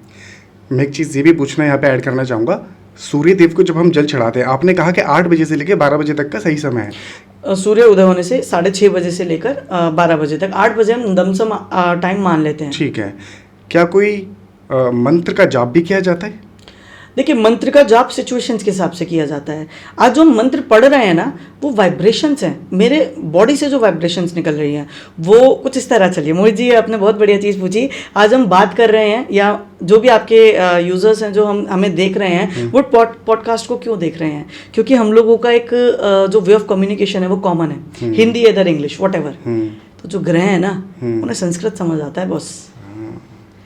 अब यहाँ पर बात आती है, जो ग्रह हैं उनकी जो वाइब्रेशंस हैं वो संस्कृत की हैं। इसी वजह से आज के डेट में जो बहुत बड़े बड़े साइंटिस्ट हुए वो भी संस्कृत पे विश्वास करते हैं, बिलीव करते हैं। तो ये कुछ इस तरह है, अगर आज मैं आपसे बात करूं और आप मुझसे फ्रेंच में, जर्मनी में बात करने लगे, मैं बोलूँगा यार मोहित जी मुझे समझ नहीं आ रहा जी, मैं तो शायद नहीं कर पाऊंगा, है ना। तो ग्रहों को अगर आप बोल रहे हो, किसी ग्रह से, सूर्य से आपको अथॉरिटी चाहिए, सूर्य से लीडरशिप चाहिए, नेम एंड फेम चाहिए, लेकिन आप उसे बोल तो रहे हो यार मुझे सूर्यदेव भगवान मुझे नेम एंड फेम दे दो, पर उन्हें समझ ही नहीं आएगा तो क्या फ़ायदा। मंत्र जाप करो, फ्रिक्वेंसी बढ़ाओ अपनी बॉडी की, ताकि समझ में आए, उसको भी समझ में आए ना, ईश्वर को भी इसको चाहिए क्या। आपकी क्लैरिटी ऑफ थॉट्स भी रहेगा। तो परेशानियों के हिसाब से देते हैं। ओम घृणी सूर्याय नमः एक बहुत कॉमन मंत्र है, ठीक है। लोग जब भी सूर्यदेव को जल चढ़ाते हैं, धार हमेशा एक चीज़ और बहुत ज़रूरी है, जब सूर्यदेव को जल चढ़ाते हैं तो जल चढ़ाने से पहले इस तरीके से धार को ऊपर ले जाना होता है। जैसे जैसे धार ऊपर जाती है, आपका जो ऑरा है वो बढ़ता है, आपका मान सम्मान ऊपर जाता है। ये एक लॉजिक होता है। ओके, तो मंत्र भी है जल, ओम घृणी सूर्याय नमः, जल चढ़ाते हुए मंत्र करो। ठीक है। तो इस मंत्र का जाप करते हुए आप अपने सूर्य को मजबूत कर सकते हैं। बिल्कुल जी। ठीक है, तो ये तो था हमारा एक नंबर जो सूर्य को रिप्रेजेंट करता है। हम आगे चलते हैं, कुछ और भी नंबर्स हैं। दूसरा नंबर है, बहुत इंपॉर्टेंट है, चंद्रमा।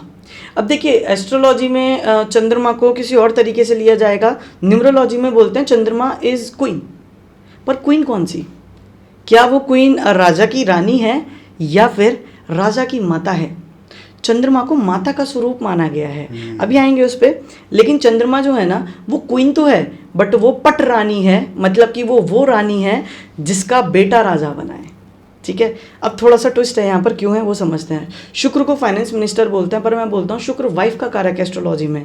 तो अगर न्यूमरोलॉजी में इसको और क्लियरिटी से समझें तो कहीं ना कहीं शुक्र को भी हम रानी की तरह मान सकते हैं। मिनिस्टर ऑफ फाइनेंस बोलते हैं। हालांकि मैं देखो कोई इस चीज़ में आपको नहीं बोलूँगा कि नहीं जी आप मेरे ही सुनो, हर किसी का वे ऑफ थॉट होता है। तो मैंने जितना एस्ट्रोलॉजी से कनेक्ट किया, मुझे रिजल्ट्स भी वैसे ही मिले। तो जो अब 2 नंबर है ना, 2 नंबर की फ्रिक्वेंसी से ही समझ आता है। 2 नंबर की जो शेप होती है, 2 नंबर आगे से टिल्ट होके कुछ इस प्रकार बनता है जी। 2 नंबर वाले लोग जो होते हैं ना, आगे से देखो ना निराश। 2 नंबर लोग वाले जो लोग होते हैं ना, वो लोग बहुत जल्दी अपसेट हो जाते हैं, डिमोटिवेट बहुत जल्दी हो जाते हैं। इसीलिए हम बोलते हैं जो 2 नंबर होता है ना, अच्छा एक चीज़ और है, डिमोटिवेट तो होते हैं, लेकिन बहुत इंपॉर्टेंट चीज़ है कि ऐसे लोग सबसे कमाल के दोस्त होते हैं। आज अगर किसी को भी फ्रेंडशिप निभानी है, आज मान लीजिए कोई आपके दोस्त हैं, तो हमेशा आजमा लेना, जो लोग 2 नंबर से, पर्सनालिटी नंबर जिनका 2 है ना, शायद उनसे बेहतर कोई मित्र नहीं हो सकता। मून मदर का कारक भी माना गया है, माता की तरह देखा गया है, माता स्वरूप माना गया है, पानी की तरह माना गया है। क्यों माना गया है आपको शायद पता हो। चंद्रमा की जो ग्रेविटी है वो सबसे ज़्यादा प्रभाव कहाँ डालती है मालूम है? हमारे पृथ्वी के पानी पे, समुंदर का जो पानी है जी। बिल्कुल जी। जब चंद्रमा बढ़ता है, ग्रेविटी फोर्स की वजह से पानी पीछे जाता है। जब चंद्रमा घटता है तो चंद्रमा की ग्रेविटी फोर्स की वजह से जल का पानी स्थिर हो जाता है। इसीलिए 15 दिन जब चंद्रमा बढ़ता है तो समुंदर में हलचल ज़्यादा होती है, और 15 दिन जब घटता है तो कम होती है। ओके जी। इसी वजह से चंद्रमा को जल का कारक माना गया है। लेकिन एक बहुत खास बात बताता हूँ, निराश क्यों होते हैं ऐसे लोग बहुत जल्दी? क्योंकि ऐसे लोगों का जो मन है वो बहुत गति से चलता है, और उसके पीछे भी लॉजिक है। पूरे अंतरिक्ष में, पूरे सोलर सिस्टम में अगर सबसे फास्ट कोई प्लैनेट है तो वो है चंद्रमा, क्योंकि चंद्रमा ही सबसे ज्यादा तेजी से चक्कर लगाता है पृथ्वी के। सबसे कम समय लगता है बुध को, पूरे 28 दिन लगते हैं सूर्य का एक चक्कर काटने में, लेकिन ऑर्बिट की बात करूं तो चंद्रमा को 24 घंटे लगते हैं जो पूरे चक्कर काटने में पृथ्वी के। तो जब चंद्रमा फास्टेस्ट चीजों को दिखाता है तो पृथ्वी पे जितनी भी तेज गति की चीजें हैं, फिर चाहे आपका मन हो, चाहे तेज गति से चलाने वाला व्हीकल हो, वो सब चंद्रमा के अधिकार में आते हैं। और इसी कारण जो 2 नंबर वाले होते हैं ना, वो ड्राइविंग को भी बड़ा एंजॉय करते हैं। They love to enjoy, like they love to drive. अच्छा, एंजॉय करते हैं ड्राइविंग को। थॉट्स बहुत अच्छे होते हैं, बहुत पॉजिटिव होते हैं, लेकिन क्योंकि फ्रिक्वेंटली मन बदलता है, थॉट्स थोड़ा डिमोटिवेट हो जाते हैं। जी, मैं यहीं पे एक चीज़ ऐड करना चाहूँगा। आपने, हम जैसे हम बात करेंगे 1 नंबर, 2 नंबर, 3 नंबर, 4 नंबर, जो अभी ये पॉडकास्ट देख रहा है या फिर मैं हूँ, मुझे कैसे पता चलेगा कि मैं 1 नंबर का हूँ या मैं 2 नंबर का हूँ? ठीक है जी, देखिए पर्सनैलिटी नंबर की अभी हम बात कर रहे हैं। पर्सनैलिटी नंबर निकालने का जो फॉर्मूला है बड़ा सिंपल है, और वो फॉर्मूला सिंपल सा है कि आगे वाली जो 2 डिजिट्स होती है ना, मतलब आपकी डेट की 2 डिजिट्स, वो कुछ भी हो सकते हैं, 01 से लेके 09 तक भी हो सकती है, और 09 के बाद वो आपकी 30 तक भी, 31 तक भी हो सकती है। तो स्टार्टिंग की जो डेट है ना, उसका एड ऑन कर लो। कब तक? जब तक वो सिंगल डिजिट पे ना आ जाए। जो सिंगल डिजिट आपकी आएगी that will your personality number. For example, जैसे मेरा नाम, मेरा डेट ऑफ बर्थ है 6/11/95। 06 है, तो स्टार्टिंग का जो हम 6/11 है ना, तो 11 और 95 को नहीं पिक करेंगे, we will only pick the 6। ठीक है, 6 को पिक किया, ठीक है। जो 6 होता है that will be your personality number. Okay, आज आपकी जो पर्सनैलिटी है, हाँ, वो 6 नंबर से जुड़ गई, मतलब कि अच्छा, चीज एक बार लो, हाँ, पर लो लग्जरियस, लो ब्रांडेड। अच्छा, 6 नंबर पे भी आ गई। मतलब जिस दिन हम पैदा हुए वो डेट, वो डेट, अगर जैसे कोई 28 को पैदा हुआ है तो जोड़ दिया, 10 बन गया, और वो 10 यानी नंबर 1। अच्छा, ठीक है, सिंगल डिजिट में। ठीक है। इसमें मूल्यांक और भाग्यांक भी होता है? देखिए, जिसको कुछ लोग मूल्यांक भी बोल देते हैं। ठीक है। और भाग्यांक हमारा डेट ऑफ बर्थ का टोटल हो जाता है। ठीक है, जिसको हम डेस्टिनी भी बोलते हैं। देखो, पैटर्न वही है, कुछ लोग पर्सनैलिटी डेस्टिनी के नाम से जानते हैं, कुछ लोग ड्राइवर कंडक्टर के नाम से जानते हैं, कुछ लोग मूलांक भाग्यांक के नाम से जानते हैं, और कुछ लोग किंग और क्वीन नंबर के नाम से भी जानते हैं। ठीक है, पैटर्न वही है। लेकिन ठीक है, तो मेरा जो 6 है, इसे मैं क्या बोलूंगा? मूल्यांक? इसको आप बोलेंगे, हाँ जी, पर्सनैलिटी नंबर, मूल्यांक। ठीक है, और मेरा भाग्यांक क्या होगा? भाग्यांक होगा टोटल आपका डेट ऑफ बर्थ। ठीक है, जैसे मेरा 6/11/95 था, इसका टोटल सिंगल डिजिट में जो आएगा, पूरा 6 + 11 + 95, बिल्कुल, इन सबको जोड़ने के बाद जो एक सिंगल डिजिट बनेगा वो मेरा भाग्यांक बनेगा। बिल्कुल। ओके, इसका एक बड़ा सिंपल सा फॉर्मूला बता देता हूँ। जहाँ 9 नंबर आए ना, 9 नंबर को लेना ही मत, डायरेक्ट ऐड कर लेना, क्योंकि 9 नंबर की अंदर खासियत है, वो जिसके साथ जोड़ो टोटल वही आएगा। जैसे कि आज मैंने 9 को जोड़ दिया 8 के साथ, 9 और 8 कितने हुए? 17, 7 और 1 8। 9 को मैंने जोड़ दिया 5 के साथ, 9 और 5 कितने हुए? 14, 4 और 1 5। 9 नंबर को स्किप कर दो, कैलकुलेशन इजी हो जाएगी। अच्छा, आपकी एक छोटा सा हैक है। ओके जी, हम दोबारा आते हैं 2 नंबर पे। 2 नंबर चंद्र का कारक था। चंद्र का कारक था, क्योंकि चंद्रमा माता की तरह देखा गया है। जो माता है ना, बेसिकली चंद्रमा को माँ की तरह क्यों देखा गया है? चंद्रमा जो होता है ना, आज जो मदर है ना, वो बच्चे को फीड करती है। ठीक है, तो जो मदर फीड करती है, बच्चा ग्रो करता है, ग्रोथ उसी मिल्क से फीड होके वो बच्चा ग्रोथ करता है। तो इसीलिए चंद्रमा को माता के द्वारा भी रिलेट किया गया है। फीमेल है, माता है। ठीक है, दूसरी चीज़ इंपॉर्टेंट आती है कि ऐसे लोगों के अंदर ना मदर ट्रेट्स बहुत ज़्यादा होते हैं, केयरिंग वाले नेचर बहुत होते हैं। और इम्पॉर्टेंट चीज़, क्योंकि चंद्रमा लिक्विड का कारक है, पानी का कारक है, तो जब आप इमोशनल होते हो तब भी रोते हो, और खुश होते हो तब भी रोते हो, तो आँख से निकला वो आंसू, वो चंद्रमा है। इमोशंस पे भी चंद्रमा का अधिकार इसी वजह से है। हम बहुत खुश होते हैं तो खुशी के आंसू, बहुत दुखी होते हैं तो रोने वाले आंसू, ये दोनों ही चंद्रमा की खासियत है। ओके, तो कह सकते हैं कि 2 नंबर वाले ज्यादा रोते हैं? 2 नंबर वाले इमोशनल होते हैं। अच्छा, वो खुश होंगे तो भी रोएंगे, अच्छा, वो परेशान होंगे तो भी रोएंगे। ठीक है जी, ठीक तो है। 2 नंबर वाले जो होते हैं ना, अच्छा एक चीज़ बहुत इंपॉर्टेंट है, जो 2 नंबर वाले होते हैं ना, ये इमोशनल तो होते हैं, लेकिन अगर इन्होंने अपने इमोशंस को काबू पा लिया तो ये लोग बहुत स्ट्रांग हो जाते हैं, फिर बहुत ब्लंट हो जाते हैं। जैसा मैंने बोला था 1 नंबर के लिए कि आज अगर 1 नंबर वाले को पता चल जाए ना उसकी खासियत क्या है, तो वो अपने पे विजय पा लेता है। ऐसे 2 नंबर वालों को अगर ये पता चल जाए कि उनके जीवन में वो खासियत क्या है, ऐसे लोग सलाहकार भी अच्छे होते हैं जी, बहुत कमाल के सलाहकार होते हैं। ठीक है, और साथ साथ 3 नंबर वाले भी होते हैं, अभी आएंगे उस पर भी, लेकिन ये इंपॉर्टेंट है क्योंकि ये लोग ना अपना समझ के गाइड करते हैं। मैंने बताया मित्र बहुत अच्छे होते हैं। तो आज ऐसे लोगों को अगर अपनी खासियत पता चल जाए तो इमोशन साइड में रखो, फिर ये लोग अपने जीवन में बहुत बड़ा कुछ अचीव कर लेते हैं। क्या बात है, बहुत बढ़िया जी। इसके बाद 3 नंबर भी आते हैं। 3 नंबर पे आते हैं। 3 नंबर जो होता है वो होता है बृहस्पति, जुपिटर। ठीक है। अब मैं आपको एक बात बताता हूँ, बृहस्पति को ज्ञान से जोड़ा गया है। कभी समझने की कोशिश ही नहीं करी गई क्यों जोड़ा गया। पूरे सोलर सिस्टम में सबसे बड़ा अगर कोई प्लैनेट है तो वो जुपिटर है, और इस पृथ्वी पे, इस पूरे ब्रह्मांड में अगर सबसे बड़ा कुछ है तो वो है ज्ञान। ज्ञान से बड़ा कुछ नहीं, इसीलिए बृहस्पति को ज्ञान से जोड़ा गया। और हर एक वो चीज़ जो बड़ी आकार में है पृथ्वी पे वो बृहस्पति है। इसीलिए लीवर को, हमारे बॉडी का सबसे बड़ा ऑर्गन है, बृहस्पति से जोड़ा गया। थाइज सबसे बड़ी मसल है, ये जुपिटर बृहस्पति से जोड़ा गया। ज्ञान उससे बड़ा कुछ नहीं है जी। आज 2 ही लोगों की पूछ है, ज्ञानी और कलाकार। ये 2 लोग हैं जिनका कितने भी युग आ जाएं, युगों युग तक ये लोग कभी भी अपने पोजीशन नहीं छोड़ेंगे। ज्ञान और कलाकार हमेशा पूजे जाएंगे, हमेशा पूजते आए हैं। ठीक है जी। तो जो जुपिटर है ना, वो एक ऐसा नंबर है, इसको मिनिस्टर भी बोलते हैं। इसको मिनिस्टर बोलते हैं, minister of knowledge, minister of, हम बोल सकते हैं इसको कि गुरु बोलते हैं इसको एक तरीके से, कि जो अब एक राजमहल की हम बात करें तो उसमें जो गुरु का काम होता था, जो कर्म कांड करते थे, वो गुरु। तो बेसिकली यहाँ पे जुपिटर, क्योंकि ज्ञान की बात हो रही है तो जुपिटर उसका कारक है।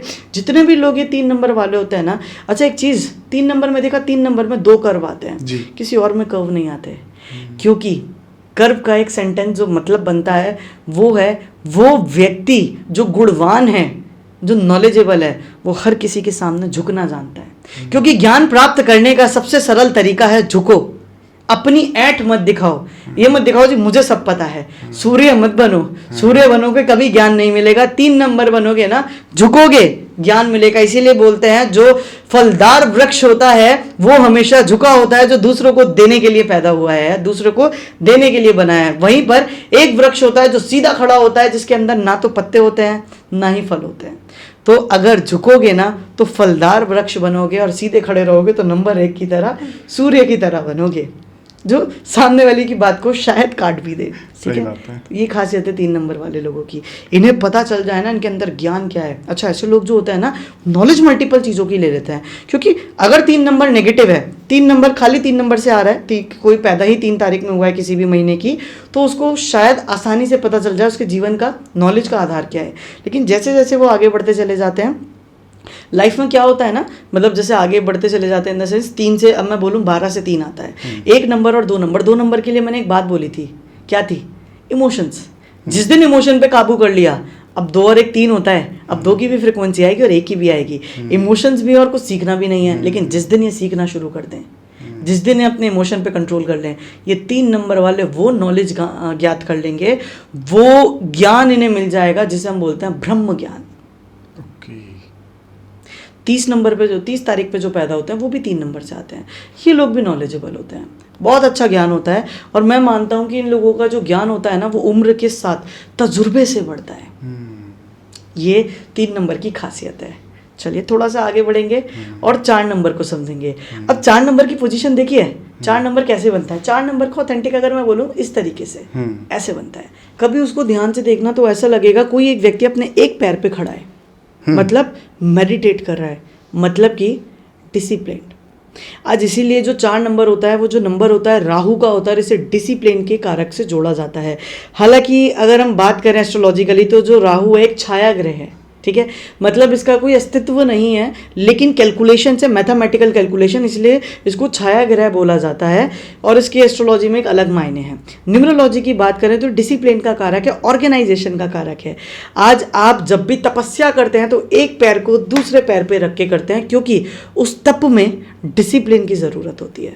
तो जो 4 नंबर होता है राहु का होता है, डिसिप्लिन होता है। ऐसे लोग जो होता है ना, मतलब अगर मैं बोलूँ 4 नंबर को तो ये रॉबिन हुड पांडे है, मतलब अमीरों से लूटना और गरीबों में बांटना। हेल्पिंग भी होते हैं, लेकिन जो 4 नंबर है ना, निडर होते हैं, ये किसी से नहीं डरते। ठीक है, तो ऐसे लोगों की खासियत ये होती है। दूसरा जो 4 नंबर वाले लोग होते हैं, जैसा मैंने बोला डिसिप्लिन, अक्सर ऐसे लोग इतने ज़्यादा डिसिप्लिन होते हैं और इन लोगों के अंदर एक हैबिट होती है, आज कोई चीज़ यहाँ रखी है तो यहाँ यहीं रखी होनी चाहिए, ये इसकी एग्जैक्ट पोजीशन है। ठीक है। Okay. डिसिप्लिन फॉलो करना, रूटीन फॉलो करना, ये 4 नंबर वाले लोगों की खासियत होती है। क्योंकि राहु छाया ग्रह है, तो छाया ग्रह अक्सर मैं बोलूँगा ये थोड़ी मंदी सोच को रिप्रेजेंट करता है। अब ये नहीं कि 4 नंबर वाले मंदी सोच के होंगे या ऑर्थोडॉक्स होंगे, लेकिन जो 4 नंबर वाले होते हैं अगर वो अपनी सोच पे काबू पा लें तो वो जीवन में बहुत कुछ अचीव कर सकते हैं। यानी कि सोच उनकी जीवन में ऐसी तो लिखी है, थोड़ा ऑर्थोडॉक्स या पिछड़ी, लेकिन अगर आज उस पर काबू कर लिया तो वो जीवन में बहुत आगे जा सकते हैं। 4 नंबर वालों की खासियत होती है। ठीक है, आगे बढ़ेंगे। मैं इससे एक पहले जानना चाह रहा था, 4 नंबर जैसे 4 है, इसके आगे और भी कुछ नंबर हैं जो जिनको जोड़ के हम जैसे 4 था, 28, 19 जैसा आपने उसमें बताया जी, था। 4 से आता है, 4 आपका 13 से आता है, 4 और 22 से आता है। ठीक है, आपने छाया ग्रह, हाँ हाँ हाँ, आपने छाया ग्रह बताया।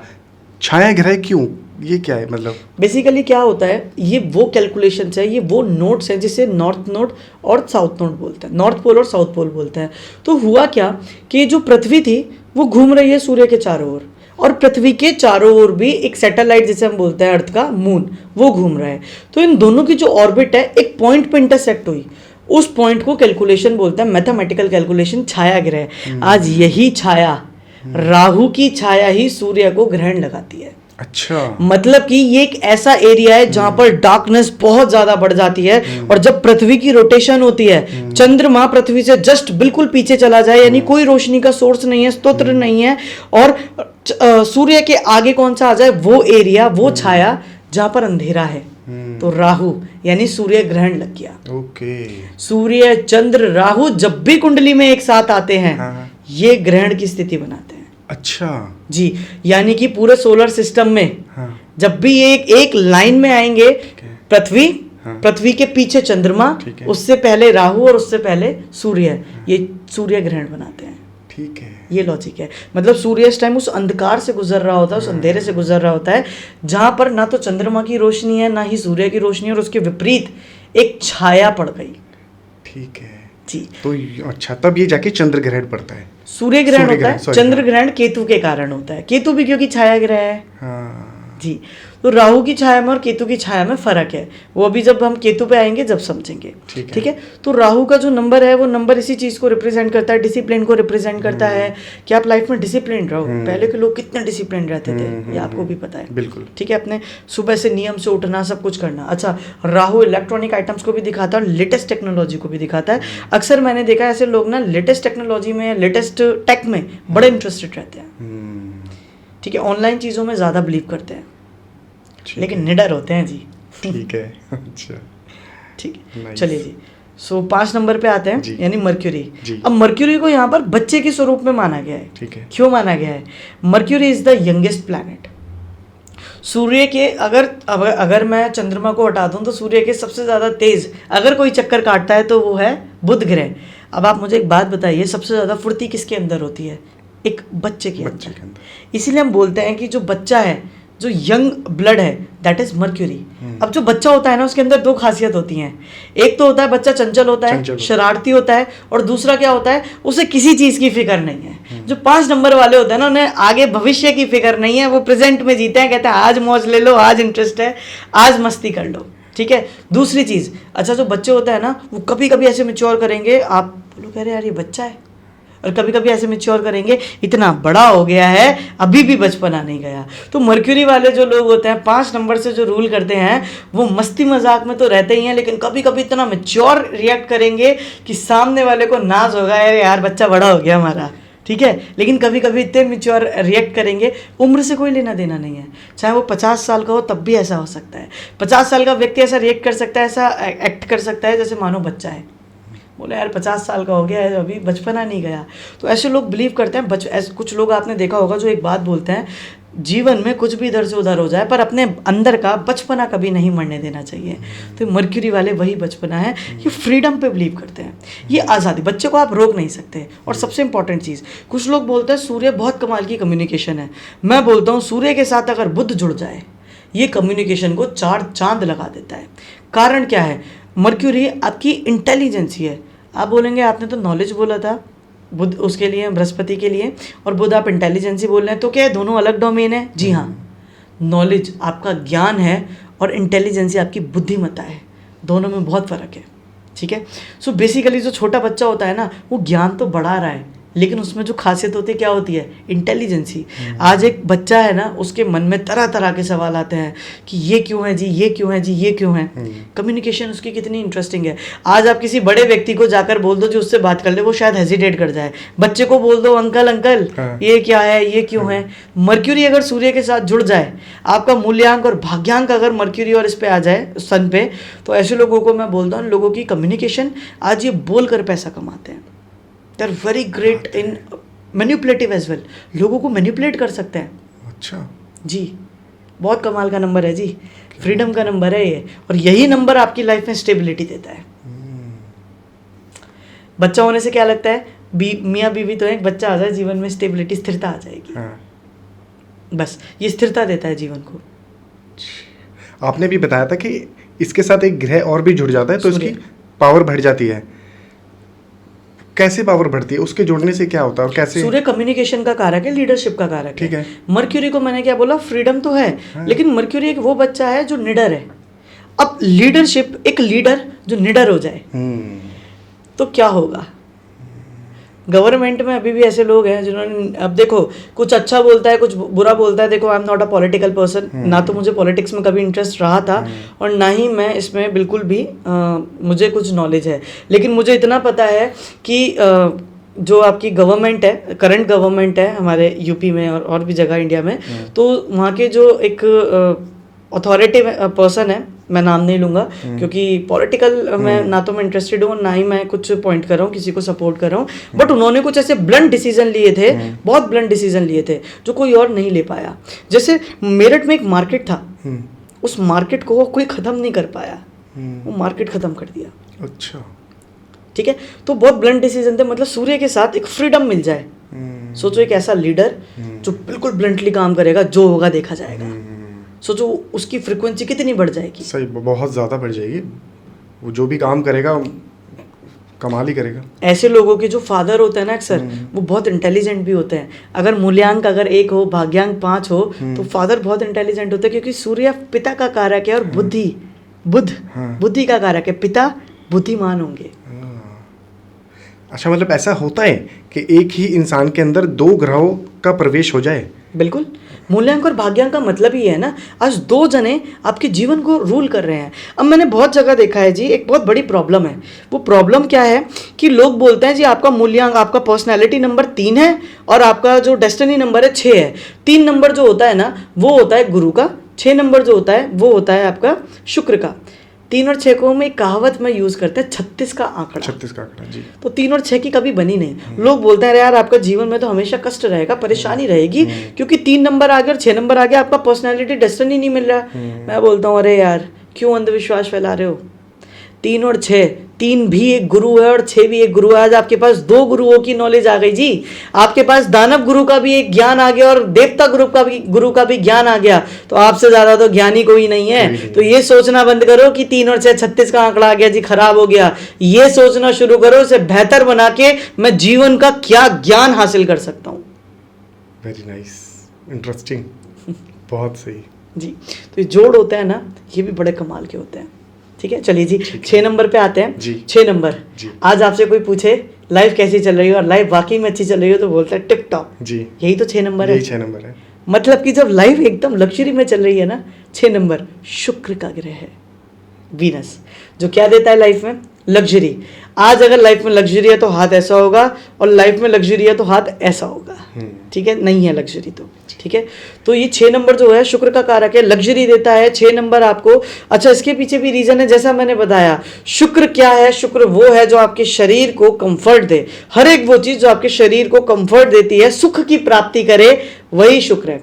इसीलिए जितनी भी हम बोलते हैं एक्टिविटीज जो है लग्जरी वाली एक्टिविटीज है, आज हम एक लग्जरी जगह में बैठे हैं, एसी में बैठे हैं, मतलब कि शुक्र।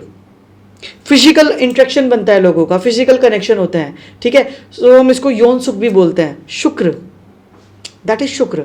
शुक्र लग्जरी दिखाता है जी। शुक्र ये आपकी लाइफ को ऐसे पॉइंट पे दिखाता है, जो बताता है जी लाइफ में बहुत बढ़िया है। इसको हम फाइनेंस मिनिस्टर भी बोलते हैं। हालांकि फाइनेंस के लिए हम शनि को भी कंसिडर करते हैं, बट फिर भी हम शुक्र को फाइनेंस मिनिस्टर और साथ साथ शुक्र को अगर समझा जाए एक शब्द में तो वही बोलूँगा, शुक्र कंफर्ट्स है, शुक्र लग्जरी है। अच्छा नंबर है, बहुत अच्छा नंबर है। शुक्र का जो नंबर होता है ये अक्सर आपके जीवन में आपको लग्जरी देता है, कंफर्ट्स देता है, लाइफ की जो एक फोर्स है वो स्मूथ कर देता है, ये शुक्र है। शुक्र यानी कि शुक्राचार्य यानी कि जो दानवों के गुरु थे, गुरु शुक्राचार्य, शायद ये उसी से ही रिलेट करता है। देखिए जी, जो शुक्र थे ना, शुक्राचार्य से ही रिलेट करते हैं, लेकिन इसके पीछे एक बहुत इंटरेस्टिंग चीज़ है। वो क्या है? शुक्राचार्य कौन थे? शुक्राचार्य थे भृगुवंशी। भृगु जो थे, भृगु हमारे जो एक सप्त ऋषियों में से एक भृगु ऋषि थे, जिन्होंने एक भृगु संहिता भी बनाई थी, ठीक है। तो ये भृगु के वंश के थे शुक्राचार्य। तो हमारे भृगुवंशी चलते आ रहे हैं, और शुक्र के ऊपर ही एक बड़ी कमाल की एस्ट्रोलॉजी की स्टोरी भी है। बहुत कमाल की स्टोरी है। हमने अक्सर एस्ट्रोलॉजी में पढ़ा होगा, दूसरा और 7वां नंबर मार्केश होता है जी। और कमाल की बात है, 2 नंबर की राशि वृषभ राशि, 7 नंबर की राशि तुला राशि, ये जो होती है शुक्र की ही होती है। अब शुक्र की राशि का, दोनों ही राशियों का मार्केश होना, मार्केश मतलब जो ग्रह आपको मारने की क्षमता रखे, वो मार्केश होता है। तो दूसरा भाव और 7वां भाव मार्केश क्यों? शुक्र मार्केश क्यों? बहुत इंपॉर्टेंट चीज़ है। शुक्र वंश के ही एक वंश थे जिनका नाम था परशुराम जी। परशुराम जी, ओके। राम जी थे और उनको परशु, उनको उनकी तपस्या से खुश होकर शिव जी जिन्होंने अपना परशु दिया था, जिससे उनका नाम परशुराम जी पड़ा था। कौन नहीं जानता, चिरंजीवियों में से एक हैं। तो परशुराम जी ने, एक बार की बात है, उनके पिता जमदग्नि जी एक यज्ञ कर रहे थे और उसी यज्ञ के दौरान उनकी माता से बोला कि आप प्लीज़ मतलब आप कृपया मेरे यज्ञ की संपूर्ण आहुति के लिए जल ले आइए, ठीक है। माता जल लेने गई जंगल में, और गंधर्व राज वहाँ पे एक थे, वो स्नान कर रहे थे, जिन्हें देखकर अपनी रानियों के साथ, उन्हें देखकर माता के मन में एक अजीब सा वो आ गया, कल्पना, ठीक है, जिस वजह से वो उन्हें थोड़ी देर तक देखते रहे। उन्हें एकदम ज्ञात हुआ कि मैं तो पानी ले जाने आई थी, जल ले जाने आई थी, मैं भूल गई। वो भागी गई, और जब उन्होंने वहाँ पर जाके पाया तो जमदग्नि जी अपने यज्ञ से उठ चुके थे, उनका यज्ञ खराब हो चुका था, भंग हो चुका था। उसी क्षण उन्हें क्रोध आया, उन्होंने पूछा कि आप यहाँ पर इतना देरी से क्यों आई? तो उन्होंने बोला जी पानी भर रही थी। उन्होंने 2-3 बातें बोली, क्योंकि उन्हें पता था कि अगर मैंने सत्य बोला तो शायद अनर्थ हो जाएगा। लेकिन जमदग्नि जी जो थे, ऋषि जमदग्नि जी, वो ज्ञानी थे जी। उन्होंने अपनी दिव्य दृष्टि से ये पता लगा लिया क्यों देरी हुई। 4 पुत्र थे टोटल। परशुराम जी से जो बड़े 3 पुत्र थे, उनसे बोला अपनी माता का सर कलम कर दो। तीनों पुत्र ने मना कर दिया। जमदग्नि जी ने उन्हें उसी समय श्राप दिया और बोला कि इसी समय भस्म हो जाओ, इनकी जो आत्मा इनके शरीर से निकल जाए। अब परशुराम जी आए, परशुराम जी से बोला कि अपनी माता का सर कलम कर दो। परशुराम जी ने बिना कुछ सोचे, बिना कुछ समझे अपना परशु उठाया और अपनी माता का एक बार में सर कलम कर दिया, अलग कर दिया धड़ से। जमदग्नि जी से देख के बड़े खुश हुए। उन्होंने बोला जी इतनी बड़ी भक्ति, मांग तुझे क्या चाहिए? बोला जी मुझे कुछ नहीं चाहिए, मेरी माता को और मेरे भाइयों को वापस से जीवित कर दो और ये वाक्य वो भूल जाएं। जमदग्नि जी ने ऐसा, परशुराम जी ने ऐसा क्यों किया? क्योंकि वो अपने पिता की काबिलियत को जानते थे। लेकिन जो व्यक्ति अपनी माता को मार दे, उससे बड़ा मार्केश कौन होगा? और शुक्र का कनेक्शन भी इसी से किया जाता है। ये कहानी पहली बार सुन रहा हूँ मैं, और बहुत आश्चर्य हुआ हूँ, क्योंकि मैं परशुराम जी का मैं भक्त हूँ। विष्णु भगवान के 6ठे अवतार थे शायद। बिल्कुल जी। और मुझे ये कहानी सुन के बहुत, मुझे लगता है कि हमारे दर्शकों को भी इस बारे में पहली बार कुछ हो जो जानते होंगे, जिन लोगों को नहीं पता होगा पहली बार सुन रहे होंगे। वेरी इंटरेस्टिंग कहानी थी, बहुत अच्छा लगा ये सुन के। शुक्र जो है ना, वही उसी शुक्राचार्य के कैटेगरी में आते हैं और ये भृगुवंशी हैं। भृगुवंशी, ओके। हाँ जी, तो ये शुक्र वही हैं जो आपने सही समझा, शुक्राचार्य। तो शुक्राचार्य पता नहीं शायद, पर जिनकी ग्रह का संबंध शुक्र से होता है, तो क्या उनके विचार, उनकी वाणी और उनकी सोच, क्योंकि शुक्राचार्य थे दैत्यों के गुरु, तो क्या उनके व्यवहार के अंदर कुछ दैत्य की प्रवृत्ति होती है? सबसे पहले तो ये समझिए, शुक्राचार्य दैत्य के गुरु थे, दैत्य नहीं थे। आपने जो बोला वो धारणा दैत्य की है। शुक्राचार्य दैत्य के साथ क्यों थे? सिर्फ एक ही कारण थे, क्योंकि शुक्राचार्य सही के साथ खड़ा होना चाहते थे। उन्हें लगता था जब जो दिव्य शक्तियाँ, मतलब जो हमारे देव हैं, जब देव को सब कुछ मिल रहा है तो दैत्यों को क्यों नहीं मिल रहा? उनके साथ ये गलत चीज़ क्यों हो रही है? उनके साथ ये हम बोल सकते हैं इसको कि ये डिफरेंस क्यों क्रिएट किया जा रहा है? वो इसीलिए दैत्यों के साथ खड़े थे क्योंकि उनको हक दिलवाना था। ठीक है। ठीक है, तो ऐसा नहीं है कि वो दैत्यों के साथ होंगे तो उनकी धारणा ऐसी बन जाएगी शुक्राचार्य दैत्य नहीं थे। भाई वो तो गुरु हैं, और वो इकलौते ऐसे गुरु थे जिनके पास संजीवनी की विद्या थी, और बृहस्पति के पुत्र कच्छ स्वयं खुद शुक्राचार्य से संजीवनी की विद्या लेकर आए थे। मृत संजीवनी का मंत्र उन्होंने शंकर भगवान ने पहली बार उनको दिया था। बिल्कुल जी, शुक्राचार्य जी को जी। तो ये गलत हो, कहना गलत होगा कि शुक्राचार्य दैत्य गुरु थे, तो वो दैत्य के उसमें ही चल रहे थे। ठीक है, क्लियर जी। ठीक है, चलिए आगे बढ़े जी बिल्कुल। 7 नंबर जो होता है हमारा, वो होता है केतु का। केतु क्या है? देखो 7 नंबर की फ्रीक्वेंसी कभी देखना, 2 एंड से मिलके 7 बनता है, यानी ये भी डेड एंड, ये भी डेड एंड। डेड एंड मतलब जहाँ सब समाप्त होता है, जहाँ सब समाप्त होता है वहाँ से अध्यात्म शुरू होता है। जब साइंस अपने चरम पे पहुँच जाती है ना, जब उसके लिए सब खत्म हो जाता है, तब साइंस किसके चरणों में गिरती है पता है? स्पिरिचुअलिटी, अध्यात्म। जहाँ सब समाप्त होता है वहाँ से अध्यात्म शुरू होता है। इसलिए अध्यात्म समझना इतना सरल नहीं है कि कोई भी आके बोल दे अरे जा अध्यात्म कुछ होता है।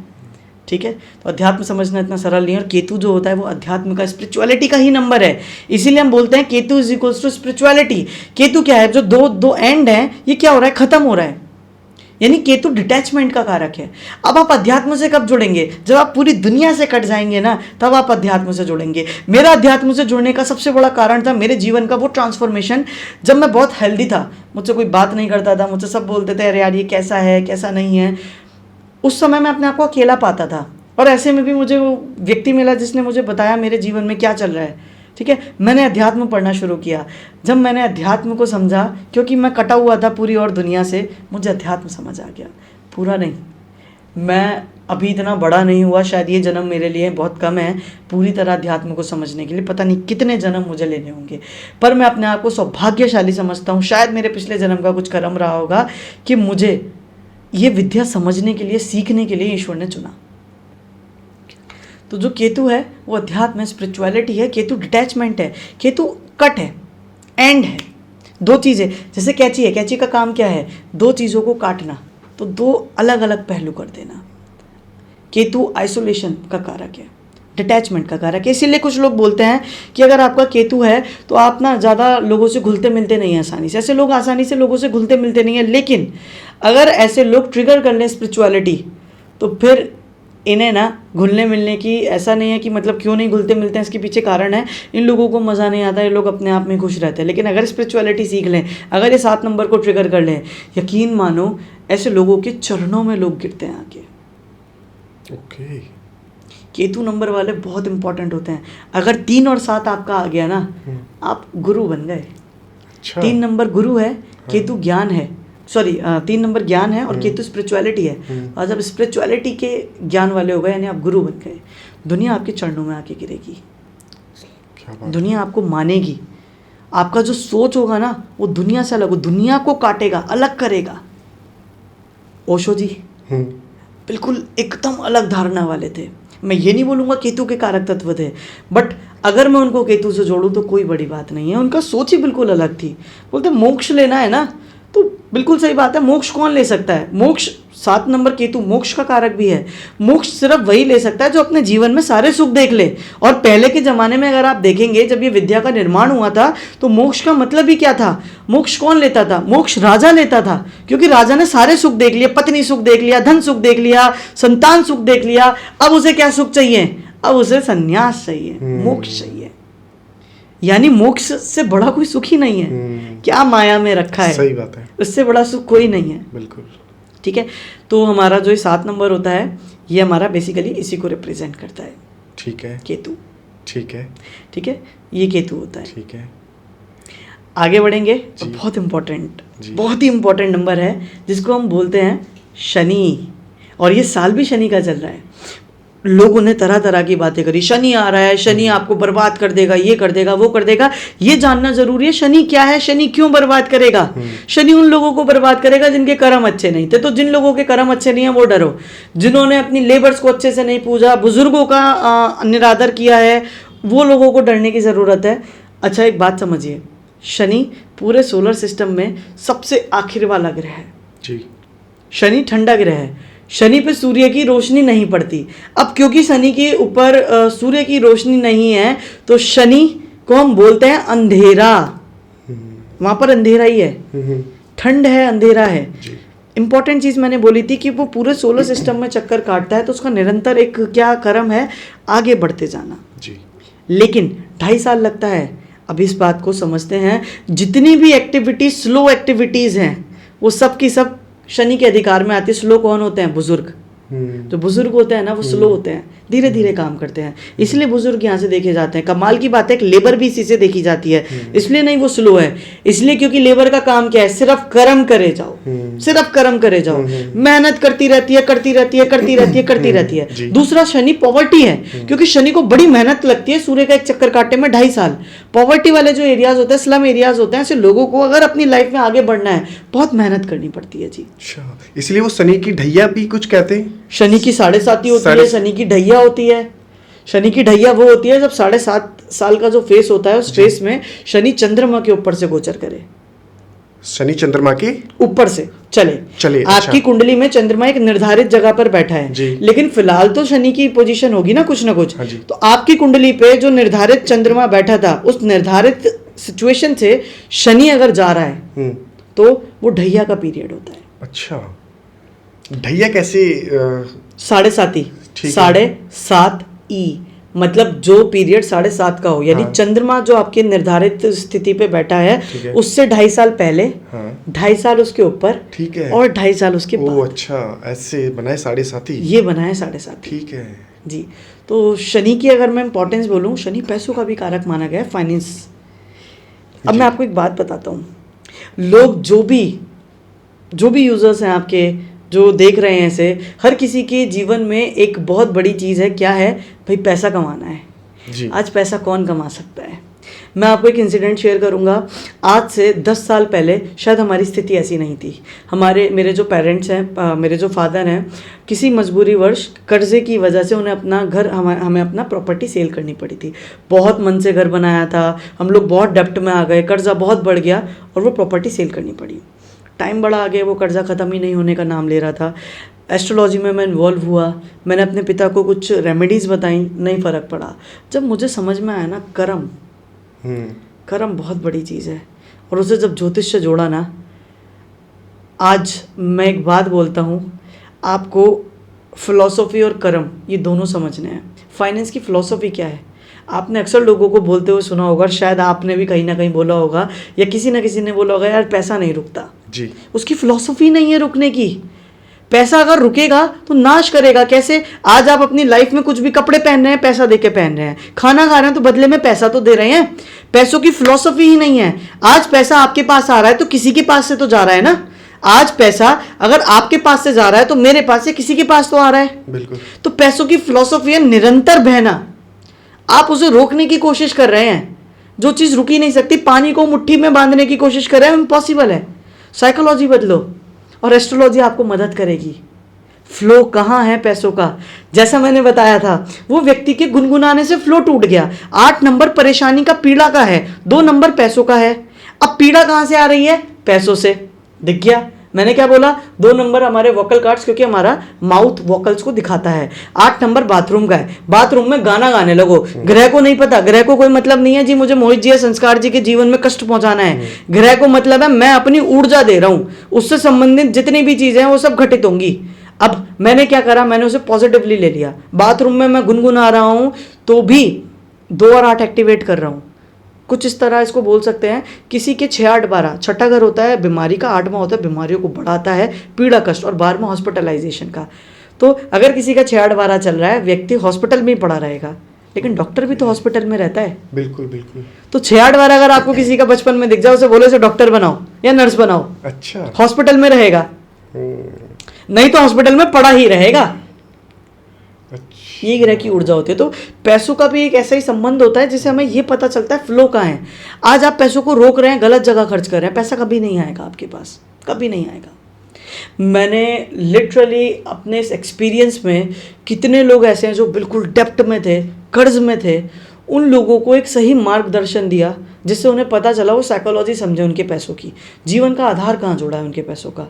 उन्होंने अपनी लाइफ में बहुत बड़े बड़े मिरेकल किए। एक एस्ट्रोटॉक प्लेटफॉर्म है, शायद आपने सुना होगा। बिल्कुल। तो एस्ट्रोटॉक पे मैं 2021-22 में काम किया था। एक व्यक्ति आया लाइव में मेरे पास बैठा था और अप्रॉक्सीमेटली 15,000 लोग मुझे देख रहे थे। उस क्षण उन्होंने मुझसे एक बात बोली, सर मैं आपको चरण स्पर्श करता हूँ। मैंने बोला कि देखिए मैं इतना ज्ञानी नहीं, इतना बड़ा नहीं, आप उम्र में मुझसे बड़े हैं, अगर किसी को नमन करना है तो वो ज्ञान को करें बस। मैं बोला सर वो सब ठीक है, मैं कर्जे में डूबा था, मुझे अपनी बेटी की शादी करनी थी, शायद वो देख भी रहे हो इस पॉडकास्ट को, तो उन्हें बिल्कुल याद आएगा और शायद क्या पता वो कमेंट के तौर पे वो बताएं भी इस एक्सपीरियंस को। सो बेसिकली हम बात कर रहे हैं 8 नंबर की। अब 8 नंबर जो होता है ना, कभी इसका नंबर देखिए, ये एक लूप में जाता है इस तरीके से। लूप मतलब क्या, जो कर्म किया है वो लौट कर वापस आपके पास आएगा।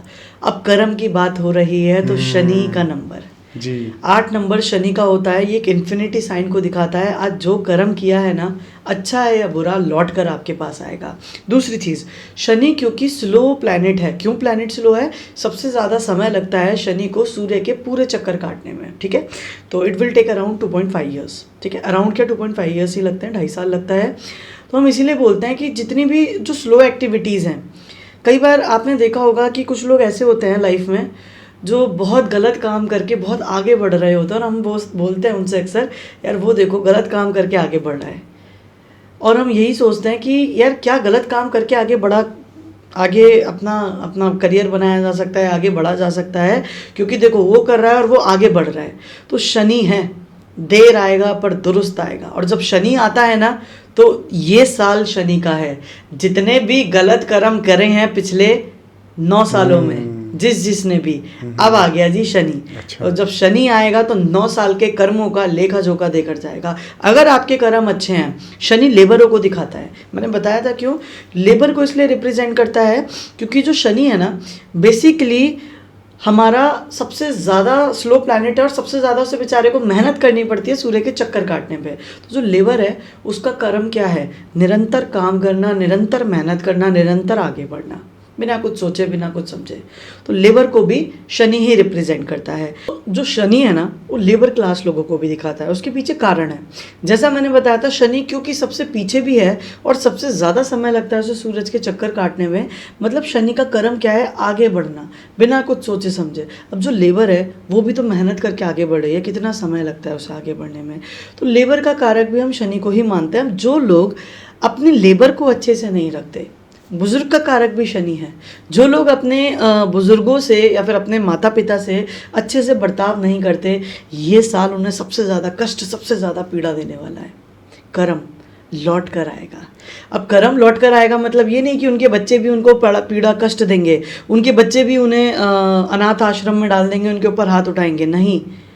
कर्म का मतलब है जब वो लौट कर आता है ना, तो जिस इंटेंसिटी से आपने दिया था उससे 8 गुना बढ़कर मिलता है। 8 नंबर शनि का है। अच्छा, 8 गुना बढ़ के मिलेगा, बिल्कुल, इसलिए वो 8 गुना। कहते हैं कि ये साल जो है शनिदेव का है, कर्मफल दाता शनिदेव। बिल्कुल। कैसे पता चल रहा है कि ये जो साल है शनिदेव का है? और अगर ये शनिदेव का है तो शनिदेव को कैसे खुश किया जाए ताकि ये साल अच्छा निकले? कहते हैं कि ये इस साल में अगर जो शनिदेव की पूजा करेगा वो माला माल हो जाएगा, पैसा ही पैसा होगा। ठीक है, ये कैसे इससे संबंधित है? देखिए मोहित जी, मैं आपको एक बात क्लियर कर देता हूँ। आप अगर ये सोच रहे हैं कि इस साल आप शनि की पूजा करके, उनको मना कर, उन्हें अच्छे से करके आप शनि से फ़ायदा उठा लेंगे, तो शायद ये आपकी बहुत बड़ी गलतफहमी है।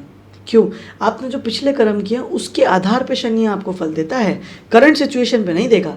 अभी करंट सिचुएशन तो आज से जुड़नी शुरू हुई है। अब अगले 9 साल बाद जब शनि आएगा तब वो सोचेगा। लेकिन गलती तो आपने आज की है। आज कोई क्रिमिनल कोई गलती करके और आज ही उसका पश्चाताप कर ले, तो उसका मतलब ये नहीं कि उसकी सज़ा कम हो जाए या फिर उसे सज़ा ही ना मिले। कम हो सकती है पर सज़ा तो मिलेगी, है ना। तो इसी तरह है कि अगर आप ये सोच रहे हैं आपके पिछले 9 साल के कर्म अच्छे नहीं थे और उसके बावजूद आप लगे पड़े हैं कि इस साल शनि से पैसा कमाना है, अपने कर्म अच्छे कर लो, तो शायद आप एक बहुत बड़ी गलतफहमी में जी रहे हैं।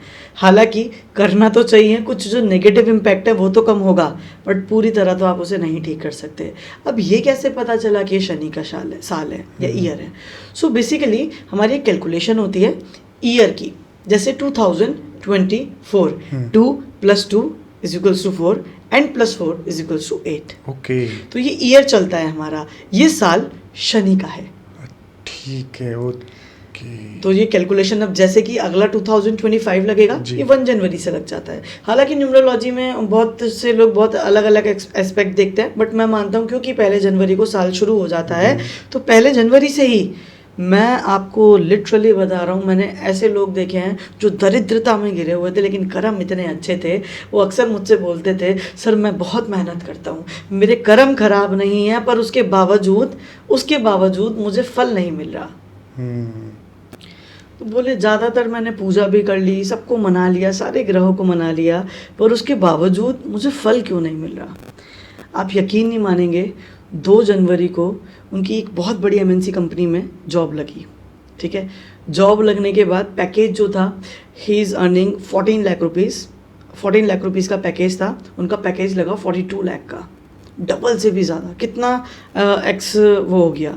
ठीक है, 2 जनवरी की कहानी बता रहा हूँ मैं आपको। अभी इतना सेटिस्फाइड है, इतना खुश है, इतना मेहनत से काम करें, MBA हैं शायद, if I am not wrong, कुछ ऐसा ही प्रोफाइल था उनका। तो उनको इतनी अच्छी अपॉर्चुनिटी मिली, शनि का नंबर।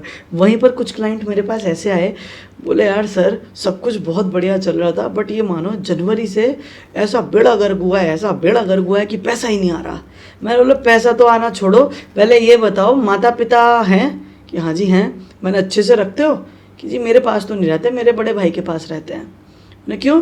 कि जी मेरी बनती नहीं थी। मैंने कहा लड़ाई झगड़े होते थे कि बहुत होते थे जी, इसलिए मैंने उन्हें अपने घर से निकाल दिया। मैंने बोला भाई तू रख ले, कर्म ही अच्छे नहीं है। अब वो आज अपने माँ बाप को वापस ले आएगा तो शनिदेव सोचेंगे चलो ठीक है अगले 9 साल बाद देखते हैं, ठीक है ना। पर उन्होंने जो क्राइम किया है, ग्रहों की नजरों में जो क्राइम किया है, उसका फल तो मिलेगा, क्योंकि शनि कर्मदाता है और फल तो देंगे ही देंगे। बिल्कुल देंगे।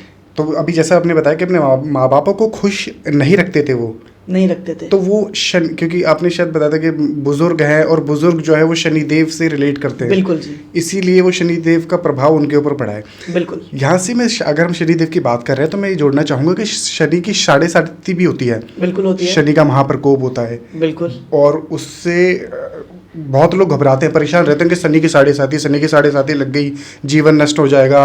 लोग डरा देते हैं, एस्ट्रोलॉजर डराते हैं, पंडित जी डरा देते हैं कुछ लोग कि भाई अब तो 7.5 लग चुकी है, अब तुम्हारा कुछ नहीं हो सकता।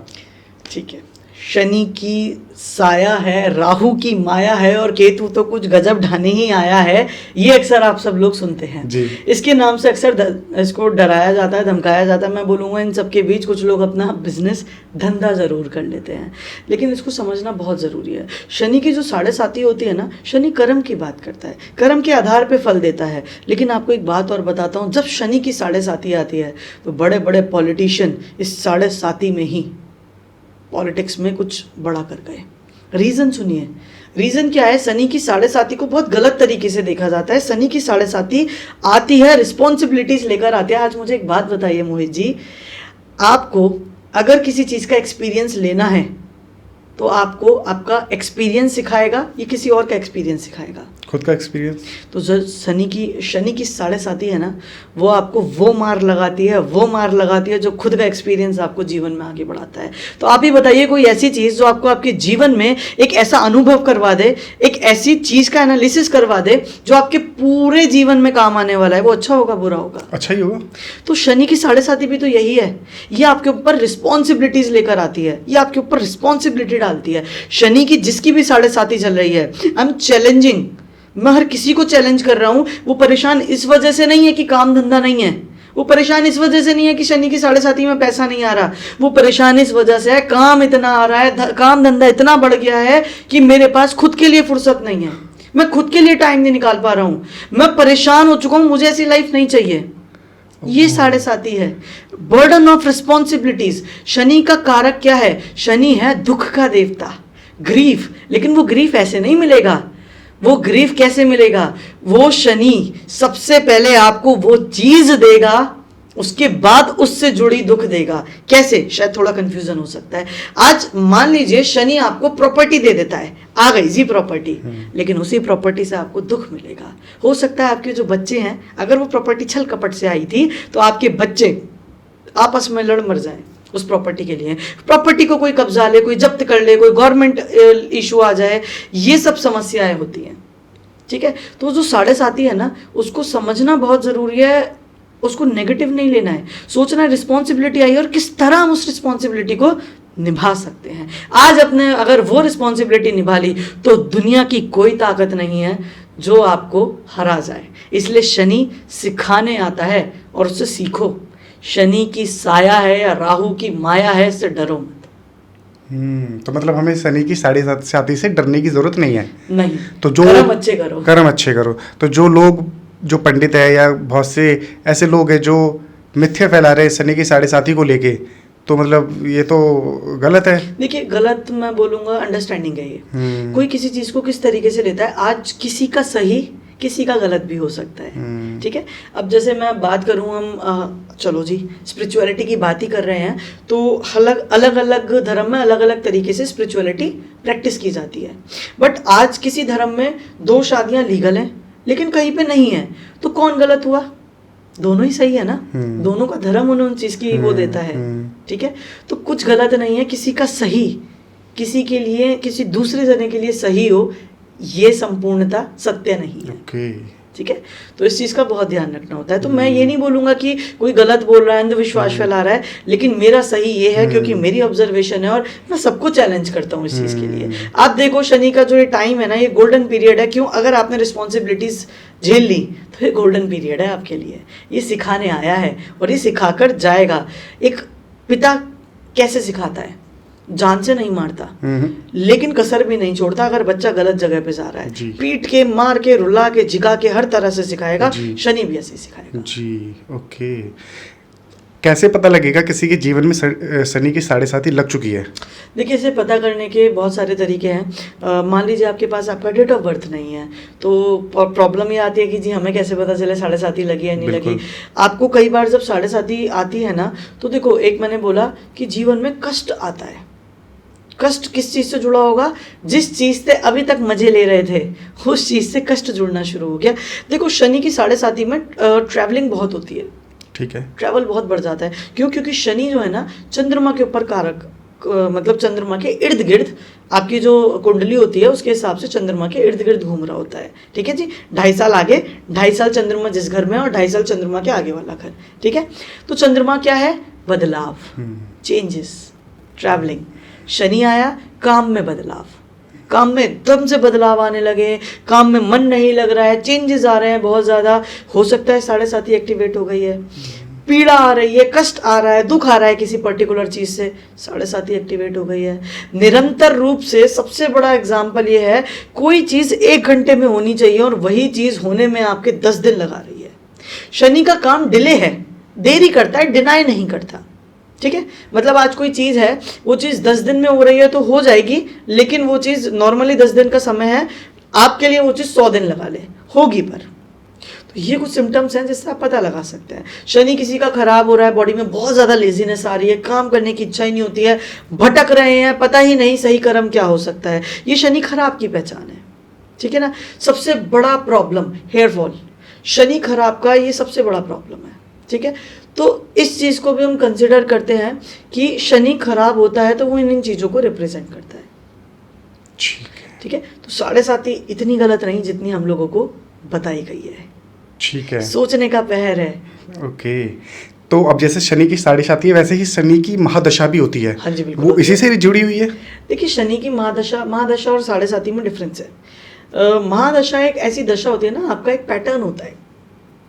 दशा मतलब मैप, जैसा हम होता है ना, नेविगेट करते हैं, मैप देखते हैं। तो शनि की जो महादशा आई है, अब वो महादशा अच्छी भी होती है, बुरी भी होती है, आपके फल को देने आई है। अच्छा फल किया तो अच्छे रिजल्ट्स, खराब फल किया तो खराब रिजल्ट। शनि के लिए कहावत है, शनि एक ऐसा ग्रह है जो रंक से राजा और राजा से रंक बनाने की क्षमता रखता है। बिल्कुल ठीक। अगर शनि आया, आपके कर्म अच्छे हैं ना, तो तैयार रहो, आपसे बड़ा कोई राजा नहीं। और आपके कर्म खराब हैं, शनि की दशा आ गई, तो तैयार रहो, आप कितने भी बड़े राजा सही, आपका जो पूरा एम्पायर है वो धूल में मिलने वाला है अगले कुछ महीनों में या सालों में, ठीक है। और इम्पॉर्टेंट चीज़ ये भी होती है, जब शनि की दशा आती है तो इंसान के काम अक्सर देरी से होते हैं, ओके। लेजीनेस की प्रॉब्लम आती है। शनि का जो ग्रह है वो स्लो है, इसी वजह से। बिल्कुल, सैटर्न क्योंकि स्लो प्लैनेट है, इसी वजह से। ओके, तो अगर शनि भारी है या शनि की 7.5 लगी है, कैसे उसको ठीक किया जा सकता है, उसकी रेमेडीज क्या होगी ताकि उससे एक व्यक्ति जिसे नहीं पता कि उसके पर शनि की महादशा लग चुकी है, वो कैसे उसे ठीक कर सकता है घर में ही बैठ के? देखिए, इसके काफ़ी सारे तरीके हैं। जैसे एक सबसे अच्छा तरीका है, हम यहाँ पर बोलते हैं शनिदेव की पूजा। शनिदेव को तेल चढ़ाओ। उसके पीछे एक कहानी है। वो कहानी यही है कि जब शनिदेव कष्ट, कहानी बहुत बड़ी है, वो कभी और कवर करेंगे। तो शनिदेव जब कष्ट में थे, हनुमान जी ने उन्हें तेल चढ़ाया था, तो उनके मुंह से यही निकला था कि कलयुग में जो भी मेरे ऊपर तेल चढ़ाएगा, जैसे आपने मेरे कष्ट हरे हैं ना, जैसे मुझे रिलीफ मिल रहा है, वैसे ही कि उसके कष्टों को, उसके परेशानियों में मैं साथ दूंगा। मतलब रिलीफ दूंगा। तो ये माध्यम बन जाता है एक। जैसे शनिदेव को तेल चढ़ाओ शनिवार वाले दिन, एक छोटे छोटे उपाय हैं जिसे करके आप अपने जीवन में जो परेशानियां हैं उसे काफी हद तक कम कर सकते हो।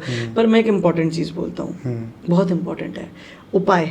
आज उपाय ना एक ऐसी चीज बन गई है जो आपको हजारों मिल जाएंगे। कोई लॉजिकबल, मतलब कोई कुछ लॉजिक लगाएगा, कुछ लॉजिक लगाएगा। सिंपली मैं बोलता हूँ, शनि को ठीक करना है, सबसे पहले तो चमड़ा पहनना छोड़ो। चमड़ा पहनना छोड़ें? चमड़ा पहनना छोड़ो, एक नेगेटिव ट्रेट है शनि का। ठीक है। दूसरी चीज आती है अल्कोहल, कंज्यूम करना बिल्कुल बंद कर दो। ठीक है। तीसरी चीज आती है शनि को मजबूत करने में अपने लेबर नहीं, लेबर, ठीक है, अपने जो सर्वेंट्स हैं या अपने माता पिता है, कोई भी बुजुर्ग है, उनका अच्छे से ध्यान रखें। और जब 7:30 चलती है ना, तो बोला जाता है लेबर को, वो लेबर नहीं जो आपके यहाँ काम कर रही है, वो सर्वेंट नहीं जो आपके यहाँ काम कर रहे हैं, क्योंकि आप वो किसी अपनी इंटेंशन से भी कर सकते हो कि मैंने आज इसको पैसा दिया, इसके साथ कुछ किया तो शायद ये बदले में अच्छा काम करे।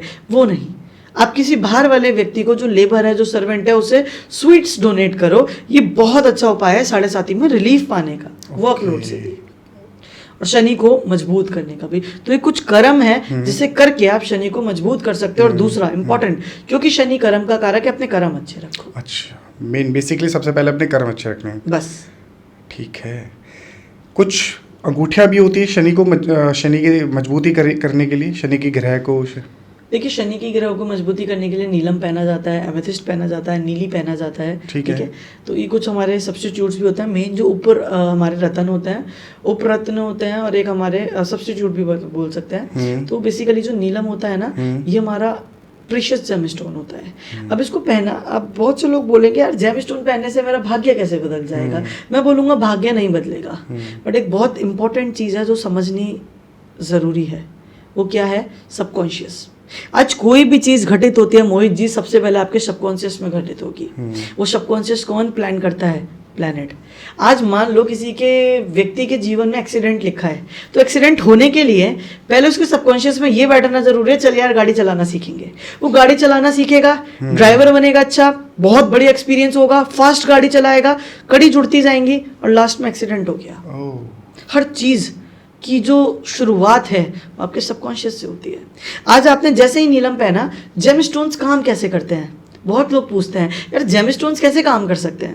देखो, साइंटिफिकली हर एक जेमस्टोन के अंदर एक रिफ्लेक्टिव इंडेक्स होता है। जो ग्रह है ना, वो अपनी ऊर्जाएं निरंतर रूप से पृथ्वी पे भेजते हैं और हमारा शरीर उन ऊर्जाओं को कैप्चर करता है, स्टोर करता है। आज किसी की कुंडली में शनि कमजोर है, नीलम पहन लिया तो होगा क्या? जो शनि ग्रह से ऊर्जाएं आ रही हैं, नीलम क्या करेगा? और नीलम किस धातु में पहनना है? आपने इलेक्ट्रिसिटी के लिए सुना ही होगा, हम क्या करते हैं? सोलर पैनल लगा लेते हैं। वो क्या करता है? सूरज की रोशनी को कैप्चर करता है। फिर एक स्पेशल इन्वर्टर भी डिजाइन किया गया है, वही एनर्जी को वो पूरे घर में ट्रांसफॉर्म करता है। बस जी, इस जेमस्टोन का कंसेप्ट भी यही है। जो ऊर्जा है ना, वो ऊर्जा स्टोन कैप्चर करता है अपने अंदर, और जो धातु है वो इन्वर्टर की तरह एनर्जी ट्रांसफॉर्म कर देता है। तो ये बात है इसमें जी। तो सूर्य की जब एनर्जी आएगी ना, आपका सबकॉन्शियस ट्रेंड होगा। फिर क्या मन करेगा? यार सर्वेंट्स के साथ थोड़ा अच्छा बिहेव करते हैं, यार एक काम करते हैं, गरीबों के लिए मदद कर देते हैं, पॉवर्टी जो पुअर लोग होते हैं उनकी मदद कर देते हैं, चैरिटी कर देते हैं। ये सब चीज़ें आपकी ट्रेंड हो रही हैं। अच्छा समय आता है ना, तो एकदम नहीं आता। या फिर किसी ने भी आप देख लो, कोई करोड़पति बना हो, एकदम कभी नहीं बना। जो बना है ना, एकदम गया भी एकदम ही है। ठीक है। तो ये शनि क्या करता है? सबकॉन्शियस, कोई भी प्लैनेट हो, सबकॉन्शियस ट्रेन करेगा, आपके जो एक्शंस है वो उसके विद रिस्पेक्ट होते चले जाएंगे और काम होता जाएगा। हर चीज़ प्री प्लान्ड है। वेरी इंटरेस्टिंग बहुत अच्छी नॉलेज दी है आपने, सही बताया। मतलब मुझे लगता है कि हमारे दर्शकों को भी इससे बहुत लाभ होने वाला है। डेफिनेटली ये पॉडकास्ट जो है सबके लिए, मैं तो कह रहा हूँ कि जितने भी दर्शक हैं इससे बहुत कुछ सीखने वाले हैं। चलिए, वही एक ज़रिया है, वही हम चाहते हैं कि अंधविश्वास से हटे, ताकि मैंने जैसा पहले ही बोला था कि एस्ट्रोलॉजर्स आज की डेट में यही कर रहे हैं। वो 500 रुपये की कंसल्टेशन रखते हैं, 50,000 की पूजा रखते हैं। भाई 50,000 की फीस रख लो, नॉलेज है ना, तो 50,000 की फीस रख लो, पर कंसल्टेशन के आड़ में आप 50,000 मत मांगो, क्योंकि ये चीज़ इतनी पवित्र है। जो यज्ञ होते हैं, जो हवन होते हैं, पूजा होते हैं, इतने पवित्र हैं कि श्री राम की उत्पत्ति भी उसी हवन से या यज्ञ से हुई थी। ठीक है, इतने पवित्र होते हैं कि जहाँ पर अकाल पड़ा होता था, खाली मंत्र की शक्तियों से वर्षा तक करवाई गई है। तो इतने पवित्र हैं, प्लीज़ इन्हें गलत मत करें, गलत तरीके से इस्तेमाल ना करें। बड़ा दुख होता है जब ये चीज़ देखते हैं। तो सही बात है। अभी हमारा आखिरी नंबर बचता है, नंबर 9 जी। एक नंबर 9 बहुत प्योर माना गया है न्यूमरोलॉजी में। इसके दो कारण है। एक तो होता है कि नंबर 9 को किसी के भी साथ जोड़ दो, ये उसी के साथ अटैच होकर उसी की वो ले लेता है सिम्टम्स। जैसे मैंने बताया कि 9 को 8 के साथ जोड़ो, कितना हुआ 17, 7 + 1 = 8। ठीक है, 9 को 4 के साथ जोड़ दो, 13 टोटल आएगा, 3 + 1 = 4। तो जो 9 नंबर वाले होते हैं ना, ये लोग किसी के साथ भी मर्ज हो जाते हैं, घुल मिल जाता है, बड़े हेल्पिंग होते हैं जी, बड़े कमाल के हेल्पिंग होते हैं। अब प्योरिटी क्यों मानी गई है, इसके पीछे इस नंबर का जो शेप है, उसके पीछे इसका आंसर छुपा है। नंबर 9 को देखा है, वो ऐसे एक सर्कल होता है, नीचे इस तरीके से आता है जी। कभी एक बच्चे को माँ के गर्भ में देखा है, वो कैसे होता है? वो ऐसी कर्व वाली शेप में होता है, होता है जी। जी बिल्कुल। वो बिल्कुल एकदम सी शेप में और ऐसे कर्व में होता है। सबसे ज़्यादा पवित्र कोई आत्मा है ना, तो वो सोल है। मंगल जो 9 नंबर है, वो उसी सोल की बात, उसी प्योरिटी की बात करती है। इसीलिए बोलते हैं जिसके साथ जुड़ जाए उसी का काम भी हो जाए और ये उसके जैसा भी हो जाए। आज अगर आपके साथ मोहित जी 9 नंबर वाला कोई बैठा है तो आपसे घुल मिल जाएगा। आज वो किसी और के साथ बैठा है तो उसके साथ घुल मिल जाएगा। अच्छा है या बुरा है, वो दोनों के साथ घुल मिल जाएगा। दूसरी चीज़, 9 नंबर वाले लोग, ये हम ह्यूमैनिटी का नंबर मानते हैं। ये लोग ना कभी भी किसी की मदद करने से पीछे नहीं हटते, क्योंकि ये लोग ये सोचते हैं, जो लोग होते हैं ना, जो दूसरों के जूतों में अपना पैर डाल कर सोचते हैं कि क्या स्थिति होगी, यानी ऐसे लोगों से दूसरों का दर्द नहीं देखा जाता। तो बहुत ही अच्छे लोग होते हैं, बहुत, देखो सारे ही लोग बहुत अच्छे होते हैं, पर 9 नंबर वाले, मैं 9 नंबर मंगल की बात करूँगा। 9 नंबर एनर्जी भी है, क्योंकि चीफ ऑफ कमांडर बोला गया है इसे। अब जो एनर्जी होती है, राजा से ज़्यादा एनर्जी किस में होनी चाहिए? चीफ ऑफ कमांडर, क्योंकि राजा तो पीछे बैठा है जी। जब युद्ध होगा ना, तो राजा तो हुक्म चला रहा है, लेकिन जो चीफ ऑफ कमांडर है, वो हुक्म के साथ साथ युद्ध भी लड़ रहा है। एनर्जी होती है। लेकिन मंगल वो एनर्जी है जो जला देती है। मंगल क्रोध का भी कारक है ना। अब एक बात बताइए, मंगल ग्रह का रंग क्या होता है? लाल जी। नॉर्मली हमने प्लैनेट में देखा है। तो हम जब गुस्सा आता है तो क्या बोलते हैं? ये देखो कैसे गुस्से में लाल हो रहा है जी। तो हमने क्या करा? मंगल को ऑलरेडी कनेक्ट करा हुआ है। तो जब भी एंगर की बात होती है, रेड कलर की बात होती है, दैट इज मार्स, मंगल। अब वो गुस्सा क्या है? गुस्सा क्या करता है? गुस्सा खुद को खाता है जी। जी बिल्कुल। कैसे? आज बॉस ने मेरे से ये बोल दिया, मैं आज के बाद नौकरी पे नहीं जाऊंगा, मैसेज टाइप किया गुस्से में, एंगर में आपने भेज दिया। अगर आप 2 मिनट रुक जाते और 2 मिनट खुद को शांत कर लेते, तो शायद वो मंगल की एनर्जी शांत हो जाती और जॉब बोलता, जो आपका बॉस है वो ये बोलता कि अच्छा तुझे इतना ईगो है तो जा, मुझे नहीं करवानी तुझसे नौकरी। आपकी शायद नौकरी बच जाती। आज आप किसी से लड़ लिए और पता चला लड़ाई गुस्से में या फिर कुछ भी फिजिकल फाइट में आपके चोट हो गई, इंजरी लग गई, केस हो गया। आप बैठ के सोच रहे होते यार मैं काश 2 मिनट रुक जाता। गुस्सा हमेशा खुद को खाता है, कंट्रोल नहीं रहता उनको अपने ऊपर। है, मैं ये नहीं बोलूँगा कंट्रोल नहीं रहता। मंगल का कारक है ना, अगर ये नेगेटिव में चला जाए तो ऐसा जल्दी रिएक्ट कर देते हैं, जल्दी रिएक्ट कर देते हैं। ये लोग ना डिसीजन बहुत जल्दी ले लेते हैं 9 नंबर वाले। ऐसा नहीं हर कोई 9 नंबर वाला एंगर देखेगा। 9 नंबर, एक बात ध्यान रखिएगा मोहित जी, जब भी नंबर की फ्रिक्वेंसी ज़रूरत से ज़्यादा बढ़ जाए फिर वो नेगेटिव हो जाती है, और ज़रूरत से ज़्यादा कम हो तो उसकी डिफिशियंसी हो जाती है। ठीक है, तो दोनों ही अलग अलग तरीके से काम करते हैं। डिफिशियंसी है ना, तो लोग मदद करने से डरते हैं, मदद नहीं कर पाते हैं। फिर ऐसे लोग होते हैं जी आज एम्बुलेंस मतलब कोई परेशान पड़ा है ना, तो क्या आप मदद ये नहीं करेंगे कि जाके उठा दें, एम्बुलेंस पे कॉल कर देंगे, बोलेंगे जी हमारा काम नहीं है, एम्बुलेंस आके मदद कर लेगी। इतनी मदद कर सकते हैं। नंबर बहुत ज़्यादा बढ़ जाए ना, मदद करते करते कब वो एंगर में कन्वर्ट हो जाएगा पता नहीं चलेगा। बहुत जल्दी गुस्सा आ जाना, क्रोध बढ़ जाना, मदद की थी मैंने तो जताना, मदद करके मैंने तो तेरी उस वक्त मदद की थी, अब तू मेरी मदद नहीं कर रहा, जताना। जब 9 नंबर बहुत ज़्यादा बढ़ जाता है तो ये हमारे एलिमेंट्स होते हैं। ये नंबरों का सारा साइंस है। ये 1 से 9 नंबर मतलब बहुत ही ज़्यादा सोचने वाली बात थी। हमें खुद नहीं पता कि इतनी सारी चीज़ें हमसे जुड़ी हुई है।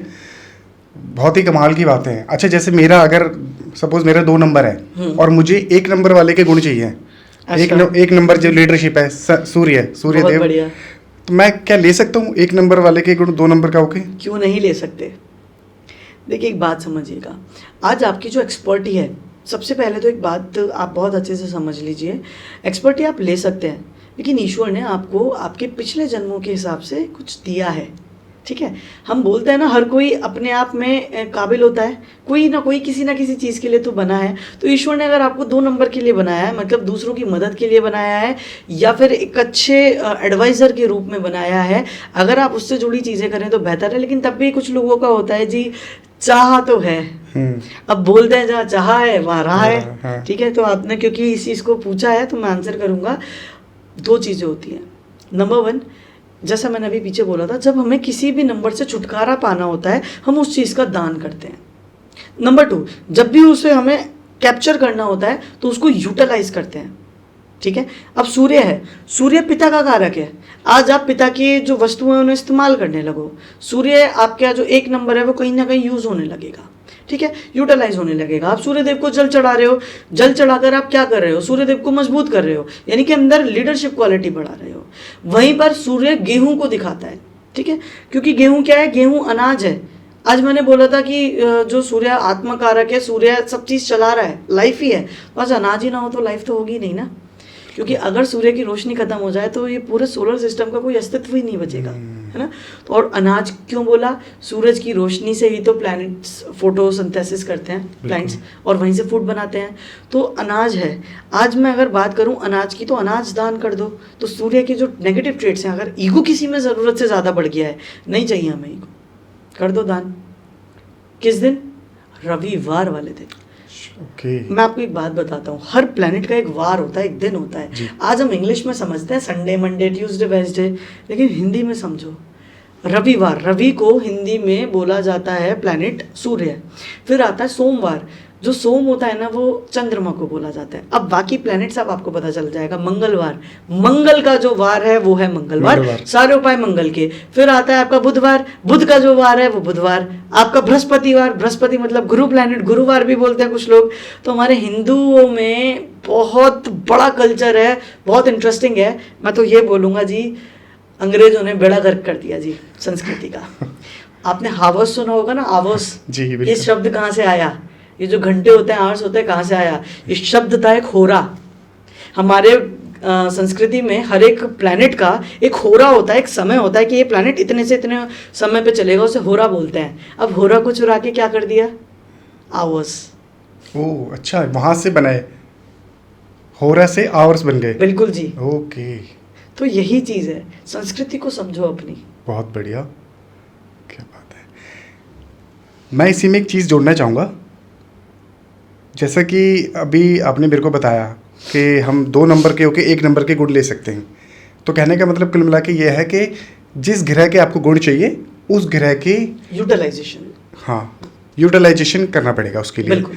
सूर्य है तो जल चढ़ाएं, बिल्कुल, मंत्र करें, उनके चैंटिंग करें, माता पिता की सेवा करें। यंत्र भी आते हैं कुछ, वो धारण कर लें, सूर्य यंत्र धारण कर लें। ठीक है, ठीक है।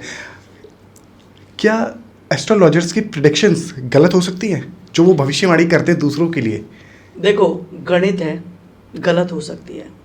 ह्यूमन एरर्स एक ऐसी चीज़ें हैं कि कई बार मैंने देखा है जो गलत होती हैं, बट ऐसा नहीं है कि ये जो गलती है ये कोई भी कर सकता है, हर कोई कर सकता है, फिर कोई एक्सपर्ट एस्ट्रोलॉजर भी कर सकता है, ऐसा नहीं बोलूँगा। ये गणना बहुत सटीक है। मतलब कि मैं आपको कुल मिला के एक बात बोलता हूँ, विद्या कभी गलत नहीं हो सकती। ज्योतिष की प्रिडिक्शन कभी गलत नहीं हो सकती, एस्ट्रोलॉजर गलत हो सकता है। आज आपने कैलकुलेशन में गलती कर दी तो वो एक एरर जरूर आ सकता है, लेकिन अगर आप ये बोल रहे हैं कि ज्योतिष विद्या गलती कर सकती है तो मैं बोलूंगा नहीं जी, ज्योतिष विद्या कभी गलती नहीं कर सकती, वो कभी गलत नहीं हो सकती, ये कंप्लीट विज्ञान है। एस्ट्रोलॉजर से गलती हो सकती है। मैं आपको बताता हूँ, एरर बताता हूँ, एक बहुत ही प्यारा इंसिडेंट है मेरी लाइफ का, अगेन एस्ट्रोटॉक से जुड़ा है, क्योंकि मैं इस चीज़ को इसलिए ज़्यादा कॉन्फिडेंटली बोलता हूँ, मुझे पता है उस समय वो लोग वहाँ पर देख रहे थे और मेरे पास बहुत सारे क्लाइंट्स तो ऐसे आते बोलते सर हमने आपका ना वो सुना था जो लाइव आप कर रहे थे एस्ट्रोटॉक पे। तो एक बार क्या हुआ, एक लेडी मेरे पास आई, उन्होंने मुझसे बोला कि संस्कार जी मैंने ना 3-4 जगह इंटरव्यू दिया है and I just want to know कि मेरा इंटरव्यू क्लियर होगा या नहीं होगा। मैंने बोला ठीक है जी, एक काम करते हैं, एंड मैंने प्लानिटरी पोजीशंस देखी। मैं केपी एस्ट्रोलॉजी एक टर्म है, कृष्ण मूर्ति पद्धति, मैं उसको बहुत ज़्यादा फॉलो करता हूँ, क्योंकि परफेक्शन अगर वाकई में किसी से मिलता है तो मैं आपको बताता हूँ अभी कैसे, वो केपी एस्ट्रोलॉजी से बड़ा कमाल का मिलता है। और ऐसा नहीं है कि और विद्याएं काम नहीं करती, उनसे परफेक्शन नहीं मिलता, it's all about your expertise. ऐसे तो श्री कृष्ण आर्चरी में एक्सपर्ट थे पर गदा युद्ध भी बहुत अच्छा करते थे, ठीक है। तो वही है कि आपने एक्सपर्टी किस में की है। तो मैं किसी को डिफेम नहीं कर रहा हूँ, सारी साइंस अपने आप में संपूर्ण है, चाहे केपी हो, चाहे लाल किताब हो, चाहे वैदिक हो, चाहे भृगुनाडी हो, बट मैं जो सबसे ज़्यादा प्रैक्टिस करता हूँ केपी। तो हुआ क्या, जब वो मेरे पास आई मैंने देखा एक आरपी रूलिंग प्लैनेट्स होते हैं, रूलिंग प्लैनेट के अकॉर्डिंग मुझे पता चला, ये बात मैं बता रहा हूँ 2023 की फरवरी की, लेडी जो मेरे पास आई थी 16 फरवरी को मैंने लाइव किया था, आराम से 10-15 हज़ार लोग थे, और उस लाइव में मैंने बोला कि 26 फरवरी को 4:15 पे आपके पास मेल आएगा, जिस मेल में सिलेक्शन हो चुका होगा आपका इस फलाना कंपनी में। शी वाज लाइक सर इतनी ज़्यादा एक्यूरेसी। मैंने यहाँ पर जितनों से पूछा सबने बोला नहीं होगा अभी तो 2 महीने तक। मैं कहा जी मुझे नहीं पता कौन क्या करके बता रहा है, बट मुझे ये लगता है, हो सकता है मैं गलत हूँ, हो सकता है मैं सही हूँ, ना तो मैं किसी को गलत बताऊँगा ना खुद को सही, ईश्वर पे छोड़ते हैं। मेरी गणित यही कहती है। लेडी कनेक्ट करती है मुझसे और she connected me at I guess 27 या 28, मतलब लास्ट डे था मंथ का, मतलब लास्ट डेज ही चल रहे थे, 27 या 28 मुझे इसलिए याद है क्योंकि 28 फरवरी मतलब फरवरी के बाद मैंने लाइव सेशन करा ही नहीं था, फिर अपना थोड़ा टाइम ही नहीं मिल पाता था। तो लास्ट डे की ही बात है, लास्ट दिनों की बात है 2023 में। शी कनेक्टेड मी एंड बोली सर आपको कुछ दिखाना है। उन्होंने लाइव में, उस टाइम पे मेरे पास 7000 लोग थे जो लाइव में प्रेजेंट थे, उन्होंने अपना मेल दिखाया 4:22 पे, शाम के 4:22 पे। एरर था, 7 मिनट का एरर था। अब वो एरर हो सकता है, वो ज्योतिष का एरर नहीं था, वो मैंने गलती करी होगी, मैं बिल्कुल बोलता हूँ खुला। हो सकता है वो 7 मिनट का एरर मेरी तरफ से आया हो। खाली 7 मिनट के डिफरेंस पे शी गॉट सिलेक्टेड एट 26 फरवरी।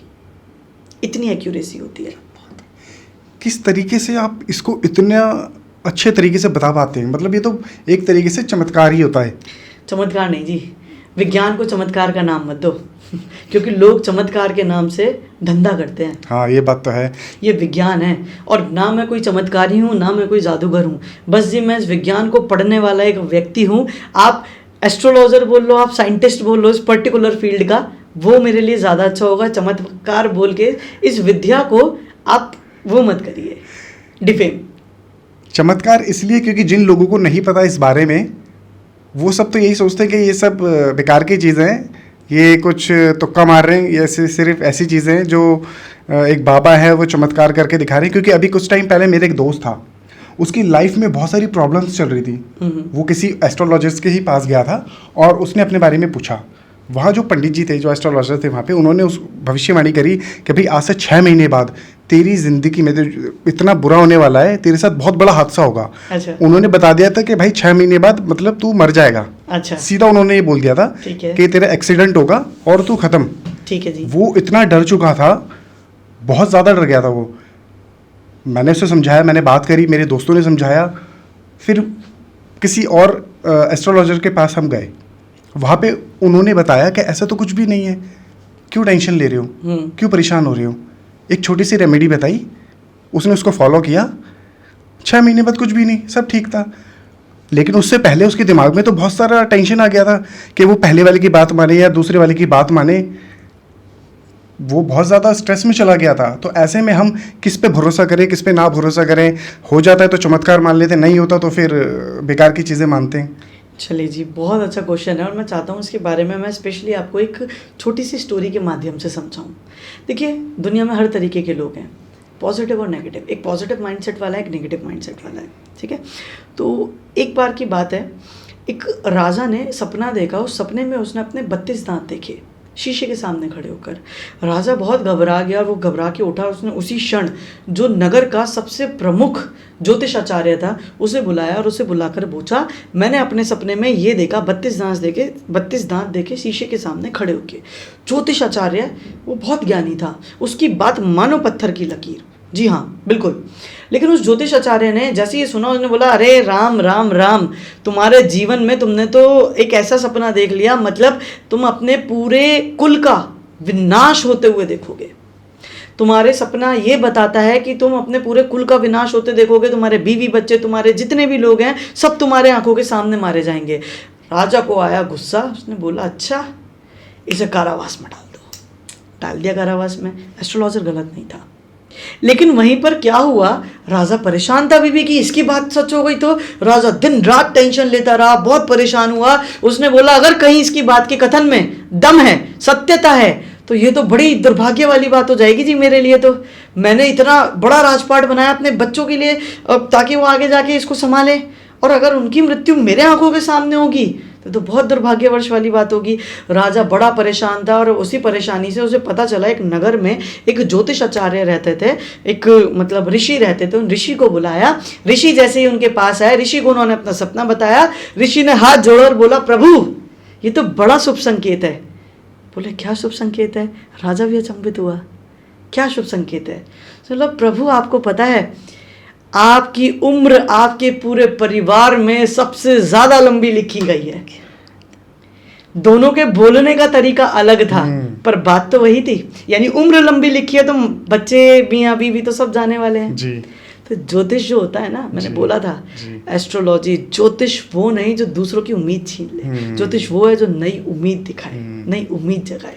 क्या आपको ऐसा लगता है कि ऐसी प्रेडिक्शंस के द्वारा लोगों से पैसे ऐंठे जा रहे हैं, मतलब उनको भ्रमित करके कि आपका तो ये खराब होने वाला है, आपका 6 महीने बाद ये दिक्कत आने वाली है, चलो जी एक ये उपाय कर लो, इतने पैसे रख दो, मैं ये उपाय कर दूंगा, सब ठीक हो जाएगा। ऐसे भोले भाले लोगों को लूटा भी जा रहा है मार्केट में। तो उनका भरोसा उड़ जाता है फिर एस्ट्रोलॉजी से, बिल्कुल, न्यूमरोलॉजी से। बिल्कुल।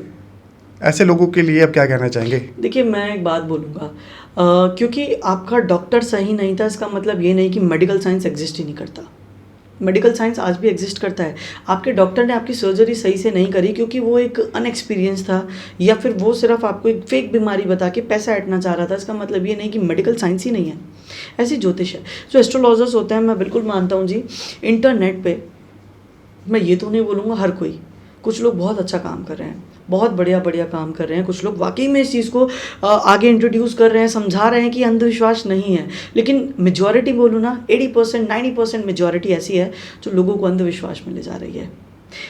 मैंने लोगों को अक्सर देखा है, आज की सबसे बड़ी प्रॉब्लम है यंगस्टर्स की लव प्रॉब्लम। सबसे ज़्यादा जो लोग आते हैं ना, जो सबसे ज़्यादा इस झांसे में आते हैं, प्रॉब्लम में फंसते हैं, वो यही लोग हैं जो लव रिलेशन के चक्कर में परेशान होते हैं। और ये लोग काम कैसे करते हैं, ये माइंड को कैसे रीसेट करते हैं? ये आपको पहले अच्छी अच्छी बातें बताएंगे बेसिक से, उसके बाद आपको खराब बातें बताएंगे। अच्छी बातें बता के क्या होगा, कॉन्फिडेंस आएगा, हाँ जी सही बता रहा है। फिर खराब बातें बताएंगे, बोलेंगे हाँ ये भी हो रहा है। फिर और नेगेटिव कर देंगे, अच्छा ये भी हो सकता है।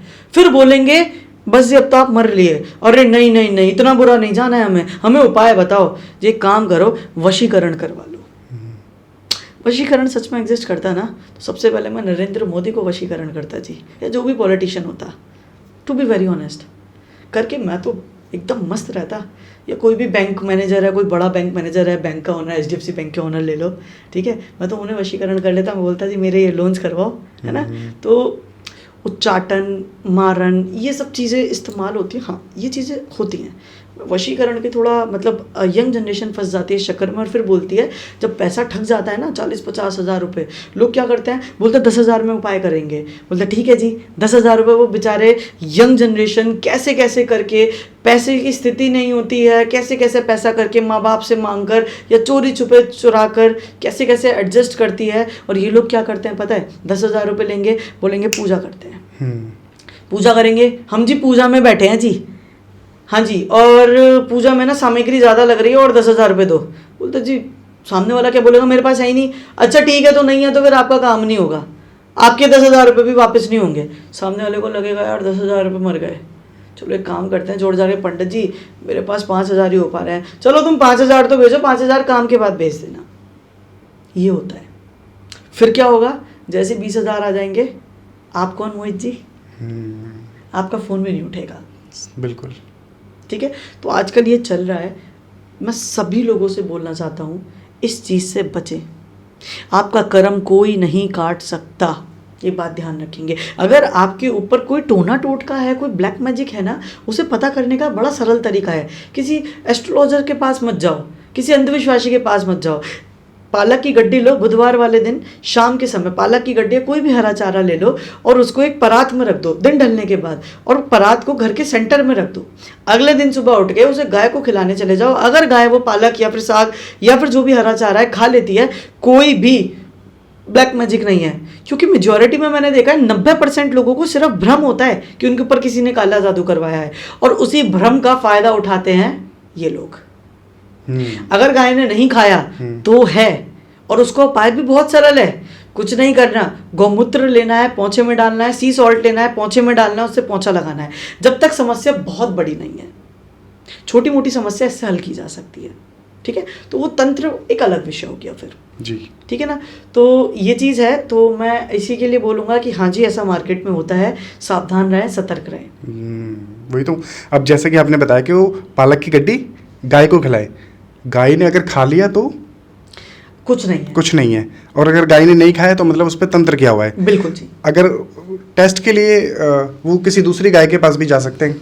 देखिए जी, मैं बोलूँगा कई बार अगर नई गाय खा रही है और वो कुछ भी, वो डेस्टिनी है, फिर वो आपको जो भी बताना चाह रही है। हो सकता है गाय का पेट भरा हो सकता है गाय का खाने का मन ना हो, लेकिन आपने रखा, आपको कैसे पता ना कि उसी गाय का पेट भरा हुआ है। ठीक है, खा रही है नहीं खा रही, बस आपको ये देखना है। आप 1-2 गाय पे भी ट्राई कर लो, हो सकता है कि नहीं खा रही, पेट भरा हो, जो आपने बोला। वैसे तो मुझे लगता है कि फिर कोई मतलब नहीं रह जाता, लेकिन कर लो। गाय अगर नहीं खा रही है ना तो वो खाएगी ही नहीं। फिर जानवरों का जो सेंस होता है ना, सिक्स सेंस, वो बहुत कमाल का होता है, वो बता देता है। बिल्कुल। बिल्ली रास्ता काट जाती है, सुना है ना? हाँ। बिल्ली रास्ता काट जाती है। हाँ। बिल्ली राहु है। राहु क्या करता है, एकदम चलती गाड़ी में रोड़ा अटकाने का काम करता है। बिल्ली का सिक्स सेंस बहुत कमाल का होता है। क्या पता उस बिल्ली ने देखा हो कुछ दुर्घटना होने वाली है इस व्यक्ति के साथ, एकदम रास्ता काट गई, हाँ, कि रुक जाओ, हाँ, और सतर्क करने के लिए। बिल्कुल बिल्कुल। हम लोग क्या कहते हैं, अबे जाओ अंधविश्वास, नहीं है। अगर बड़े बुजुर्ग बोल के गए हैं तो रीजन होगा, हमें नहीं पता, शायद वो हमारा दुर्भाग्य है। ठीक है, तो राहु भी होता है। कुछ लोग बोलते हैं बिल्ली जंगल में नहीं रहेगी तो कहाँ रहेगी, रोडों पे नहीं रहेगी तो कहाँ रहेगी। आपका अगर रास्ता काटा है ना, कुछ मत करो। मैं अंधविश्वास के लिए नहीं बोलता, मैं ये नहीं बोलता कि गाड़ी रोक लो फिर किसी को और गुजरने दो। रुको, याद करो, कुछ भूले तो नहीं हो, क्योंकि कोई भी बड़ी से बड़ी दुर्घटना माइनर सेकंड से टाली जा सकती है। आज वो बिल्ली रास्ता काट गई, आपने ब्रेक मार लिया, क्या पता आपकी जो वो समस्या थी वो कुछ माइनर सेकंड से टल गई। तो बहुत सारे लॉजिक्स होते हैं। ठीक है, अब बिलीफ सिस्टम है। बहुत से लोग बोलेंगे अरे सर क्या बोल रहे हो। हाँ। बहुत से लोग बोलेंगे सर पॉइंट है, और मैं पॉइंट को प्रूव भी कर सकता हूँ। जैसे मैंने बोला, बिल्ली राहु का प्रतीक होती है। ठीक है, राहु का काम क्या है, चलती गाड़ी में रोड़ा अटकाना। लाइफ बहुत स्मूथ चल रही है, एकदम से प्रॉब्लम आ गया, राहु।